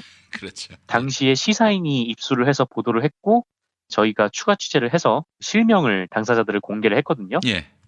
그리고 2탄에 나왔습니다. 많이들 보셨겠지만 지난 일요일에 MBC 스트레이트 거기서 이제 폭로가 됐죠. 예. 저희가 뒤이어서 이번에도 실명을 공개하는 방식으로 따라갔습니다. 예. 그리고 이제 뉴스타파를 통해서도 이 YTN과 관련된 중요한 보도가 하나 나왔는데요. 그거는 잠시 후에 말씀을 드리도록 하고 일단 스트레이트에 나온 내용을 설명을 드리고 실명을 넣어서 누가 이런 짓을 했나 네, 그걸 말씀을 드리겠습니다. 이거 아주 잘하는 겁니다. 미디어 오늘이. 그렇죠. 뭐 소송을 당할 수도 있겠지만 뭐. 국민의 알 권리가 중요하죠. 아니 이런 분이 여전히 언론계에서 활동한다면은 이거 안 되는 일 아닙니까? 그렇습니다. 사회에 좀 해악을 끼쳤다고 볼 수도 있는 사람들이니까 네. 실명을 좀 공개를 해야 된다는 생각이 있었고요. 그래서 일단 처음부터 좀 말씀을 드리면 2016년 4월 5일에 총선을 앞두고 연합뉴스 콘텐츠 융합 상무 조땡땡이라는 사람이 나와요. 조땡땡이죠? 네네. 조땡땡이 아니고. 지상파 MC 하시겠어요? 아니 당신이 말을 똑바로 해야지. 갑자기 내 잘못이 되는 거죠. 조땡땡입니다. 예. 조땡땡이 장충기한테 이런 문자를 보내요. 장 사장님 바쁘시게 잘 지내시지요? 총선 이후 식사 한번 할 수 있었으면 하는 희망인데 혹 틈을 내실 수 있으실런지요? 동지인 MBC 김장겸 본부장과 같이 하려 합니다. 연합뉴스 및 연합뉴스 TV 보도 담당 상무 조땡땡 드림. 그리고 물어보진 않았지만 아무래도 김 본부장이 따로 할 말이 있는 게 아닌가 싶습니다. 김 본부장이라는 건 김장겸이죠. 아, 그래요? 네, 저는 다음 기회에 하겠습니다. 감사합니다. 조땡땡 드림. 이게 지금 제가 계속 듣는데 조땡땡이라고 하시는 것 같아. 제가 그럴 리가 있겠습니까? 네. 잘못들은 제 잘못입니까? 네, 그렇습니다. 알겠습니다. 예. 네. 그래서 실명 말씀드릴게요. 이 조땡땡은 방송을 들어오셨던 분들은 짐작을 하시겠지만 조봉래 상무입니다. 연합뉴스의 조봉래 상무요. 예. 전국언론노조가 발표한 언론부역자 3차 발표에 포함된 인물이고요. 박노왕이 나갔을 때도 여전히 자리를 지키고 있는 사람입니다. 이 연합뉴스 내부에서는 원래 뉴스통신진흥법에 따르면 노사동수로 편집위원회를 구성을 해서 열어야 돼요. 근데 조봉래가 편집인으로서 편집위원회를 한 번도 참석을 하지 않아서 편집위원회를 무력화시킨 주범으로 판단을 하고 있어요. 재미있는 대목은 이런 조봉래가 김장겸 당시 MBC 보도본부장을 동지라고 지칭을 하는 부분이죠. 이 사람들도 서로 동지했나 봐요. 그래서 아마 김장겸을 위해서 장충기와의 만남을 주선하려던 것이 아닌가 좀 그렇게 보이고 있는데요. 예. 조봉래는 사실 초범이 아닙니다. 뉴스타파의 이건희 삼성그룹 회장 성매매 보도가 있었잖아요. 그게 2016년 7월인데 예. 그 이후로 추정되는 시점에 장충기에게 이런 문자를 보내서 이미 보도된 바가 있어요. 장 사장님 늘 감사드립니다. 시절이 하수상하니 안팎으로 조심하는 수밖에 없을 것 같습니다. 누워 계시는 이건희 회장님을 소재로 돈을 뜯어내려는 자들도 있고요. 나라와 국민, 기업을 지키는 일이 점점 더 어려워져 갑니다. 연합뉴스 조봉래 드림. 네. 이거는 그 이건희 성매매 의혹을 무마하는 듯한 모습이죠. 회장님은 지금 수사를 받아야 되는데 회장님 돈을 뜯어내려는 자들이 있다. 기업을 지키는 일, 그러니까 이건희를 지키는 일이 뭐 힘들어져 간다, 뭐 이런 얘기를 하고 있는 거고요. 이런 거 보면은 뭐 자주 연락을 했었나 봐요. 장충기한테. 그래서 저희 김도현 기자가 왜 장충기한테 문자를 했는지 또 김장겸을 왜 소개시켜 주려고 했는지 궁금해서 연락을 계속 드렸는데 전화를 안 받았다라고 하고요. 두 번째는 또 연합뉴스 인사입니다. 스트레이트에서는 이땡땡 편집국장이라고 나와 있어요. 이 이땡 역시 지난해 한 차례 장충기 문자가 보도가 됐을 때 거론됐던 바 있습니다. 예. 이거는 당시 황영기 전 삼성증권 사장이 장충기에게 보낸 문자 메시지에 들어있는 내용인데요. 밖에서 삼성을 돕는 분들이 많은데 그중에 연합뉴스의 이땡땡 편집국장도 있어요. 기사 방향 잡느냐고 자주 통화하고 있는데 진심으로 열심히네요. 나중에 아는 척 해주시면 좋을 것 같습니다. 오늘 통화 중에 기사는 못 쓰지만 국민연구 관련 의사결정 관련자들에게 좀 들었는데 돕기로 했다고 하네요라는 내용이었어요. 기사 방향을 지금 삼성 관계자하고 전화를 해서 방향을 잡고 있었다라는 거죠. 예. 이 이땡땡이란 사람은 이창섭입니다. 현재 이제 연합뉴스 TV 뉴미디어 기획위원이고요. 예. 2015년 당시에는 편집국장 직무대행이었어요. 그러니까 이 편집국장 직무대행이 삼성을 위해서 진심으로 열심이었다는 것이죠. 뭐 실제 고즈음에서 연합뉴스가 이 삼성물산과 제일모직 합병에 우호적인 보도를 했었고요. 그게 예전에 드러났던 문자인데 이때 이창섭이 이렇게 반박을 했습니다. 취재 지시나 기사 방향 조정은 편집회의 등 시스템을 통해서 결정한 것일 뿐 개인적으로 부끄러운 일을 한 것이 전혀 없다 이렇게 얘기했어요. 어이구 부끄러운 일을 하셨는데. 네. 근데 이번에 보도된 바에 따르면 그 이전에 말씀드린 거는 황영기 전 삼성증권 사장이 장충기에게 보낸 문자 안에 포함되어 있는 내용이거든요. 근데 이번에 스트레이트에서는 이창섭이 직접 장충기에게 문자를 보낸 내용이 들어가 있습니다. 2015년 7월 18일인데요. 이게 제일모직과 삼성물산 합병 결정이 내려진 다음 날입니다. 장충기한테 보낸 문자죠. 사장님, 연합뉴스 이창섭입니다. 국민의 생각에 영향을 미치는 사람으로서 대삼성그룹의 대외 업무 책임자인 사장님과 최소한 통화 한 번은 해야 한다고 봅니다. 시간 나실 때 전화 요망합니다. 이 대목에서는 국민의 생각에 영향을 미치는 사람으로서 라는 대목이 있는데 이 대목이 진짜 화가 나더라고요. 그러니까 언론의 영향력을 이용했다라는 거를 본인도 진짜 잘 아는 거죠. 그리고 이제 뭐 삼성그룹을 대삼성그룹 뭐 이렇게 하고요. 이렇게 국민의 생각에 영향을 미칠 수 있는 사람이면 이런 행동을 해서는 안 되죠. 그리고 이창섭은 장충기가 답장을 보냈는지 문자를 또 하나 보냈는데 답신 감사합니다. 같은 부산 출신이시고 스펙트럼이 넓은 훌륭한 분이시라 들었습니다. 제가 어떤 분을 돕고 있나 알고 싶고 인사하고 싶었을 뿐입니다. 이창섭 올림. 이렇게 장충기를 돕고 있다는 걸 노골적으로 문자로 드러낸 것입니다. 예. 그리고 2016년 7월, 한 1년 정도 지난 다음이죠. 2016년 7월에는 이런 문자를 보내요. 선배님, 주소가 변경돼 알려드립니다. 일산으로 복귀했습니다. 적절할 때 부장 한 명만 데리고 식사 한번 했으면 합니다. 편하실 때 국가 현안, 삼성 현안, 나라 경제에 대한 선배님 생각을 듣고 싶습니다. 평소에 들어놓아야 기사에 반영할 수 있습니다. 이거는 일반적으로 취재원을 만날 때 쓰는 표현이 아니죠. 예. 평소에 잘 관계를 맺어야 기사 쓸 때 너네 입장대로 써주겠다 뭐 이렇게 들리기도 하고요. 이렇게 뭐 완전 노골적으로 문자를 보냈던 사람이 전에 이런 논란이 있었을 때 했던 반론이 개인적으로 부끄러운 일을 한 것이 전혀 없다 이렇게 반론을 한 거죠. 예. 진짜 황당한 일인데 또 하나는 문화일보 광고국장입니다. 이 광고국장이 예전에 장충기 100일장에서 히트를 쳤었어요. 예. 2016년 8월이었는데 장충기에게 각골난망이라는 표현과 함께 어려운 여건에서도 문화일보를 배려해 주셔서 감사드린다. 소용될 일 있으면 하시라도 하명해달라. 이런 내용의 문자를 보낸 바 있습니다. 하명해달라는 거죠. 이 문화일보의 광고국장 이름은 김용모입니다. 그리고 이 사람이 이번 스트레이트에 보도된 바대로 2016년 3월에도 문자를 보냈는데 이 문자도 굉장한 히트작이에요. 예. 내용이 이렇습니다. 문화일보, 그동안 삼성의 눈으로 세상을 보아왔습니다. 앞으로도 물론이고요. 도와주십시오. 저희는 혈맹입니다. 이야, 이 미친놈들 아닙니까 이게? 저는 무슨 리니지 하는 줄 알았어요. 게임하는 줄 알았어요. 혈맹 얘기하길래. 이런 진짜 쓰레기 짓도 이런 쓰레기 짓이 다 있습니까? 언론이 돼가지고. 그러게요. 이 사람은 광고국장인데 아무리 그런 걸 감안한다고 해도 문화일보가 삼성의 눈으로 세상을 봐왔다. 이런 말을 함부로 쓸 수는 없는 거죠. 야, 참. 제가 이거 봐서는 말이죠. 장충기가 얼마나 한국 언론을 족같이 봤겠어요. 그러니까요. 이재용은 또 얼마나 한국 언론을 진짜 뭣도 아니게 봤겠습니까? 아, 족도 아니게 봤다고 해야지. 왜 나만 조실한 말을 쓰게 해요. 저는 공중파에 나가야 되기 때문에. 여러분, 저도 농담으로 한 얘기입니다. 농담. 예, 농담으로. 예. 아, 요거 녹음해놨다가 김용민의 정치쇼가 청취율 한 2위 정도에 오를 때쯤 그때 공개를 하려고 합니다. 예, 알겠습니다. 예. 아이고, 무섭네. 네, 농담이었고. 네. 어쨌거나 이 문화일보는 그야말로 이제 삼성의 충견이었단 말을 고백한 것과 다름이 없죠. 이런 언론이 한국에 있는 것이 지금 현실이고요. 제가 듣기로는 지난해 장충기 각골난망 문자 있잖아요. 예. 요 문자가 공개된 이후에 신문업계 광고계에서 아니 왜 김용모만큼 못하냐 이런 말이 돌았다고 해요. 아, 그래요? 부끄럽거나 반성하는 게 아니라? 뭐 농담 반 진담 반이었는지 모르겠는데 어쨌건 이것도 황당한 얘기죠.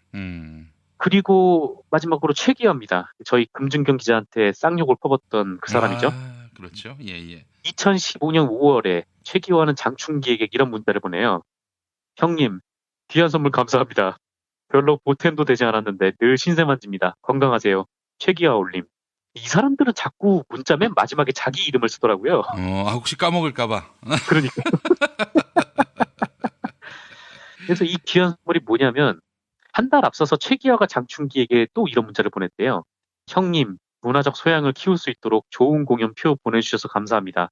건강하세요. 최기화 올림. 이런 문자를 보냈대요. 이 MBC 스트레이트 취재진에 따르면 이 좋은 공연이란 삼성이 후원했던 로열 콘세르트 허버 오케스트라 연주회인 것 같다고 해요. 이게 입장권이 한 장에 최고 30만 원이 넘는 돈이라고 합니다. 예. 상당히 받은 거죠. 그리고 이 밖에도 이 삼성그룹 현황과 관련해서 공중파 방송사 보도국의 뉴스 편집 상황을 들여다보고 주요 경제지의 사설까지 빼도록 했다는 정황도 드러났었죠. 이 스트레이트를 통해서. 예. 그러니까 이재용 부회장이 이 최순실 국정농단 사건에 연루돼서 재판을 받게 됐을 때는 상당수 언론사 법조팀 기자들이 삼성 출입 기자들로 교체가 됐다. 뭐 이런 얘기도 나왔는데 삼성에 유리한 기사를 쓰게 하기 위해서요. 뭐 이런 얘기도 나왔는데 뭐 이거는 오래된 얘기고 저희도 지난해 5월에 저희 송가영 기자가 관련해서 좀 보도를 한 바가 있습니다. 그리고 요거는 관련 내용이어서 이 뉴스타파 보도도 하나 좀 말씀을 드릴게요. 뉴스타파가 지난 4일에 YTN 간부 이건희 동영상 제보 삼성의 토스라는 보도를 했어요.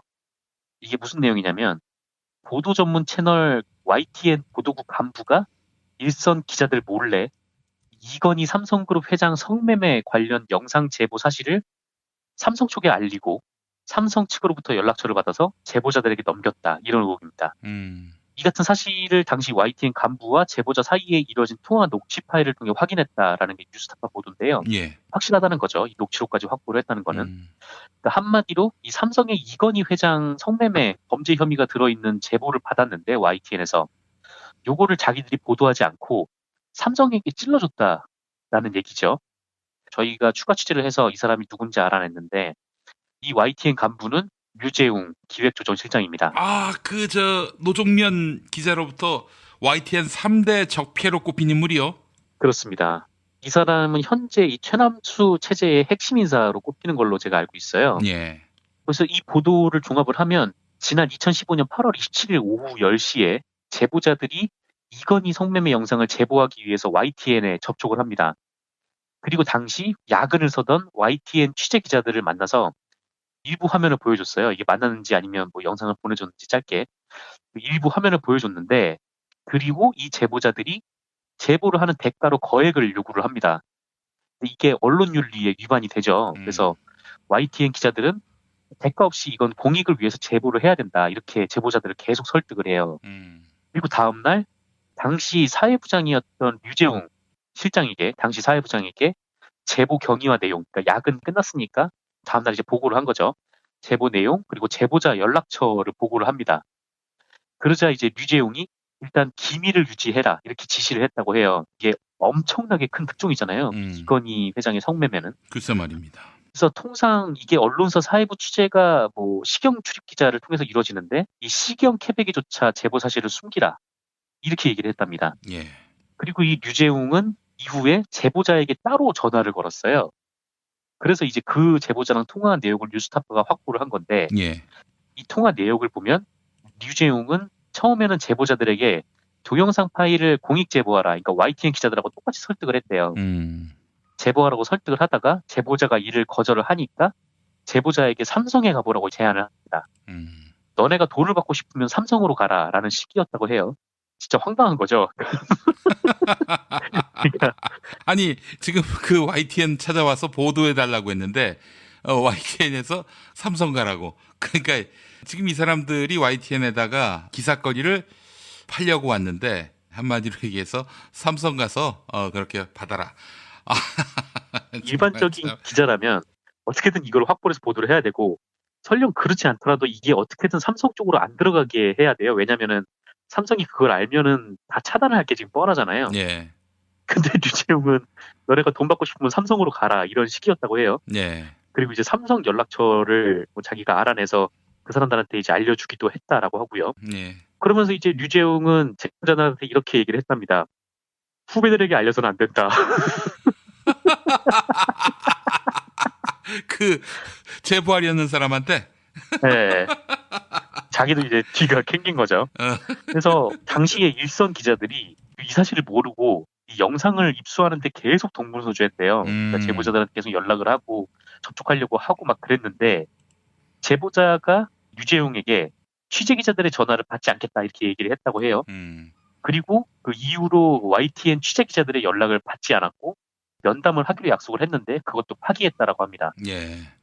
그러니까 이런 거 보면은 지금 류재용은 거의 삼성의 엑스맨을 넘어서 이거 뭐 거의 뭐 삼성 사람 아닌가라는 생각이 들 정도로 황당한 일을 한 거죠. 지금 이런 사람이 공영성이 있는 뉴스 채널의 간부를 지금까지 맡고 있고 계속 이제 근무를 하고 있는 거고요. 그 노종명 기자가 3대 적폐라고 했을 때 이거 너무 과한 말이 아닌가 하는 생각도 없지 않아 들었었는데 이거 정말 뭐 그렇죠. 이건 정말 YTN의 자존심을 완전히 뭉개버리는 일이기도 하고요.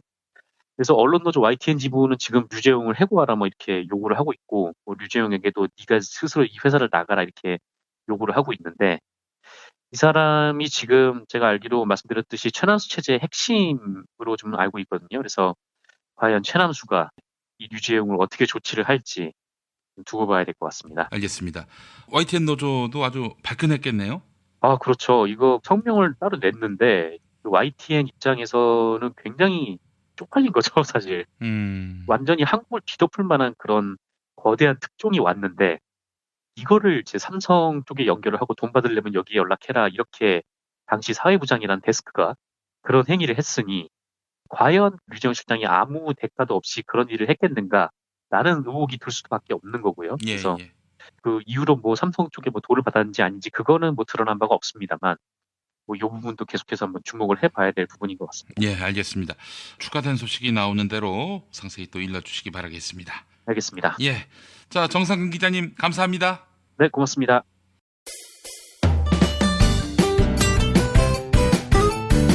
뉴스 포렌메리 순서지요. 김용민 트위터에서 매일 설문조사가 진행되고 있습니다. 세월호 희생자들을 추모하기 위해 서울 광화문 광장에 설치된 조형물 희망촛불이 파손되는 일이 벌어졌지요.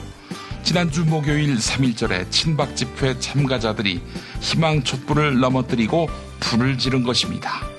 그런데 이 사건의 배후에 유력 재벌 대기업이 있는 것 아니냐 이런 의혹이 제기됐습니다. 이 의혹에 대해 시민들은 어떻게 생각하고 있을까요? 어젯밤 9시까지 모두 3,272분이 의견 남겨주셨습니다. 98% 거의 모든 시민들은 3.1절 난동 배후에 유력 재벌 대기업이 있다고 본다 라고 응답해 주셨습니다. 3.1절 난동과 유력 재벌 기업은 상관이 없다 이런 의견은 단 2%에 그쳤습니다. 트위터 의견 볼까요? 이재용은 무기징역님, 돈 안 받고 나올 사람들이 아닙니다. 돈 냄새가 나면 지옥불에라도 떨어질 인간들이지요. 재벌은 그걸 이용하는 것입니다 라고 하셨고요. 장소영님, 요즘 일본 극우 세력의 자본이 엄청 풀렸다는 이야기도 있답니다. 네, 설문조사에 참여해 주신 여러분 감사의 말씀 전합니다.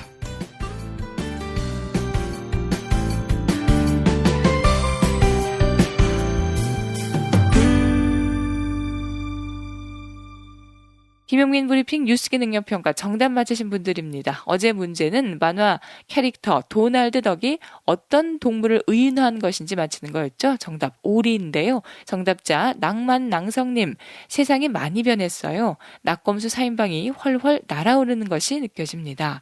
담덕태자님, 한국은 일본이 지배할 것을 승인한다고 합의한 게 가스라테프트 밀약이죠. 적어도 3.1절의 성조기난입니다. 클로징 사연 당첨자 열정칸님입니다. 게시판에 이메일 적어주시면 별을 따다 구운가재에서 만든 강릉 두부도넛 보내드립니다.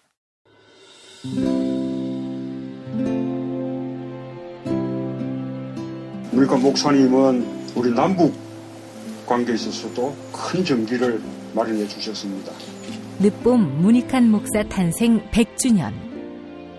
민주화와 통일운동을 위해 11년 4개월간 옥고를 마다하지 않은 행동하는 양심. 오늘 우리가 누리고 있는 이 민주주의 또 문익환 목사님 덕분이 아주 큽니다. 그가 24년 동안 살았던 서울 강북구 인수봉로 통일의 집이 6월 1일 문익환 통일의 집 박물관으로 거듭납니다. 사람들이 이렇게 항상 북적북적 이렇게 했던 공간이라 아버지한테만 아니라 우리 모두들한테 굉장히 큰 의미가 있는 통일의 역사를 기억하며 통일의 길을 모색하는 문익환 통일의 집 박물관 기념사업 추진위원으로 함께해 주시겠습니까?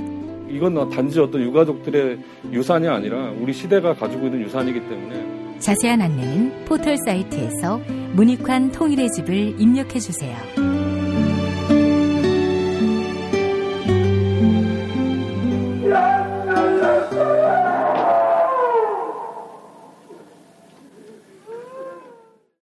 도올 김용옥 선생의 마가복음 강해로 여러분을 초대합니다.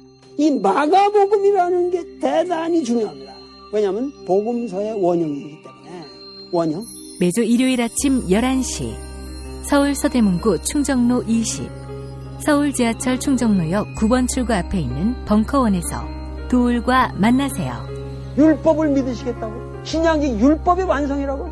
얼어빠질 그따위 기독교 내 입 앞에서 제발 입도 뻥끗 터지지 말아요. 그런 소리들은. 벙커원 교회 일요일 예배를 겸하는 이 자리. 도울이 진리와 생명이었던 예수를 원형 그대로 복원합니다. 그 십자가를 과감하게 걸머지고 돌아가신 예수를 말하지 아니하고 믿으면 너는 금방 축복받을 일만 남았다. 이게 한국 목사들 99%의 거짓말 설교예요. 도울의 마가복음 설교는 따로 녹화 녹음되지 않으며 현장에서만 만나실 수 있습니다. 도울 선생의 마가복음 설교는 2월 4일부터 진행됩니다.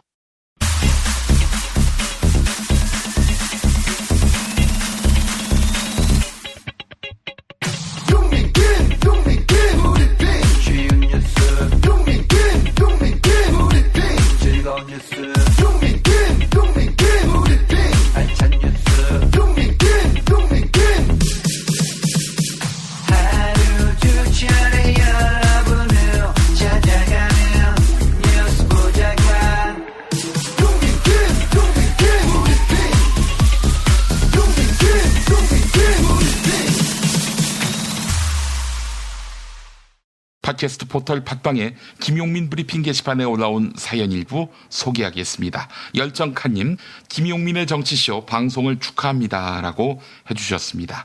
네, 매일 아침 10시 5분부터 12시까지 SBS 러브 FM을 통해서 김용민의 정치쇼 함께 하실 수 있습니다. 많은 애청 바랍니다. 서울 103.5, 부산 105.7, 창원 90.9, 진주 98.7입니다. 자, 이런다니님, 이완배 기자의 이야기를 듣고 나니 저도 공상주의자라는 생각이 듭니다.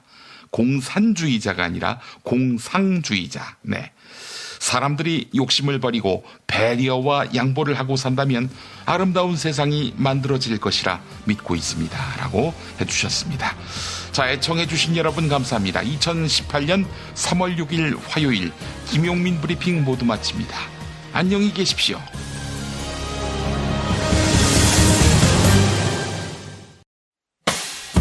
김용민 브리핑과 함께한 시간 어떠셨어요? 다음 시간에도 보다 바르고 알차며 즐거운 정보로 여러분을 찾아가겠습니다. 팟캐스트 포털 팟빵에서 다운로드하기, 구독하기, 별점 주기, 댓글 달기로 응원해주세요. 잊지 마세요. 다운로드하기, 구독하기, 별점 주기, 댓글 달기.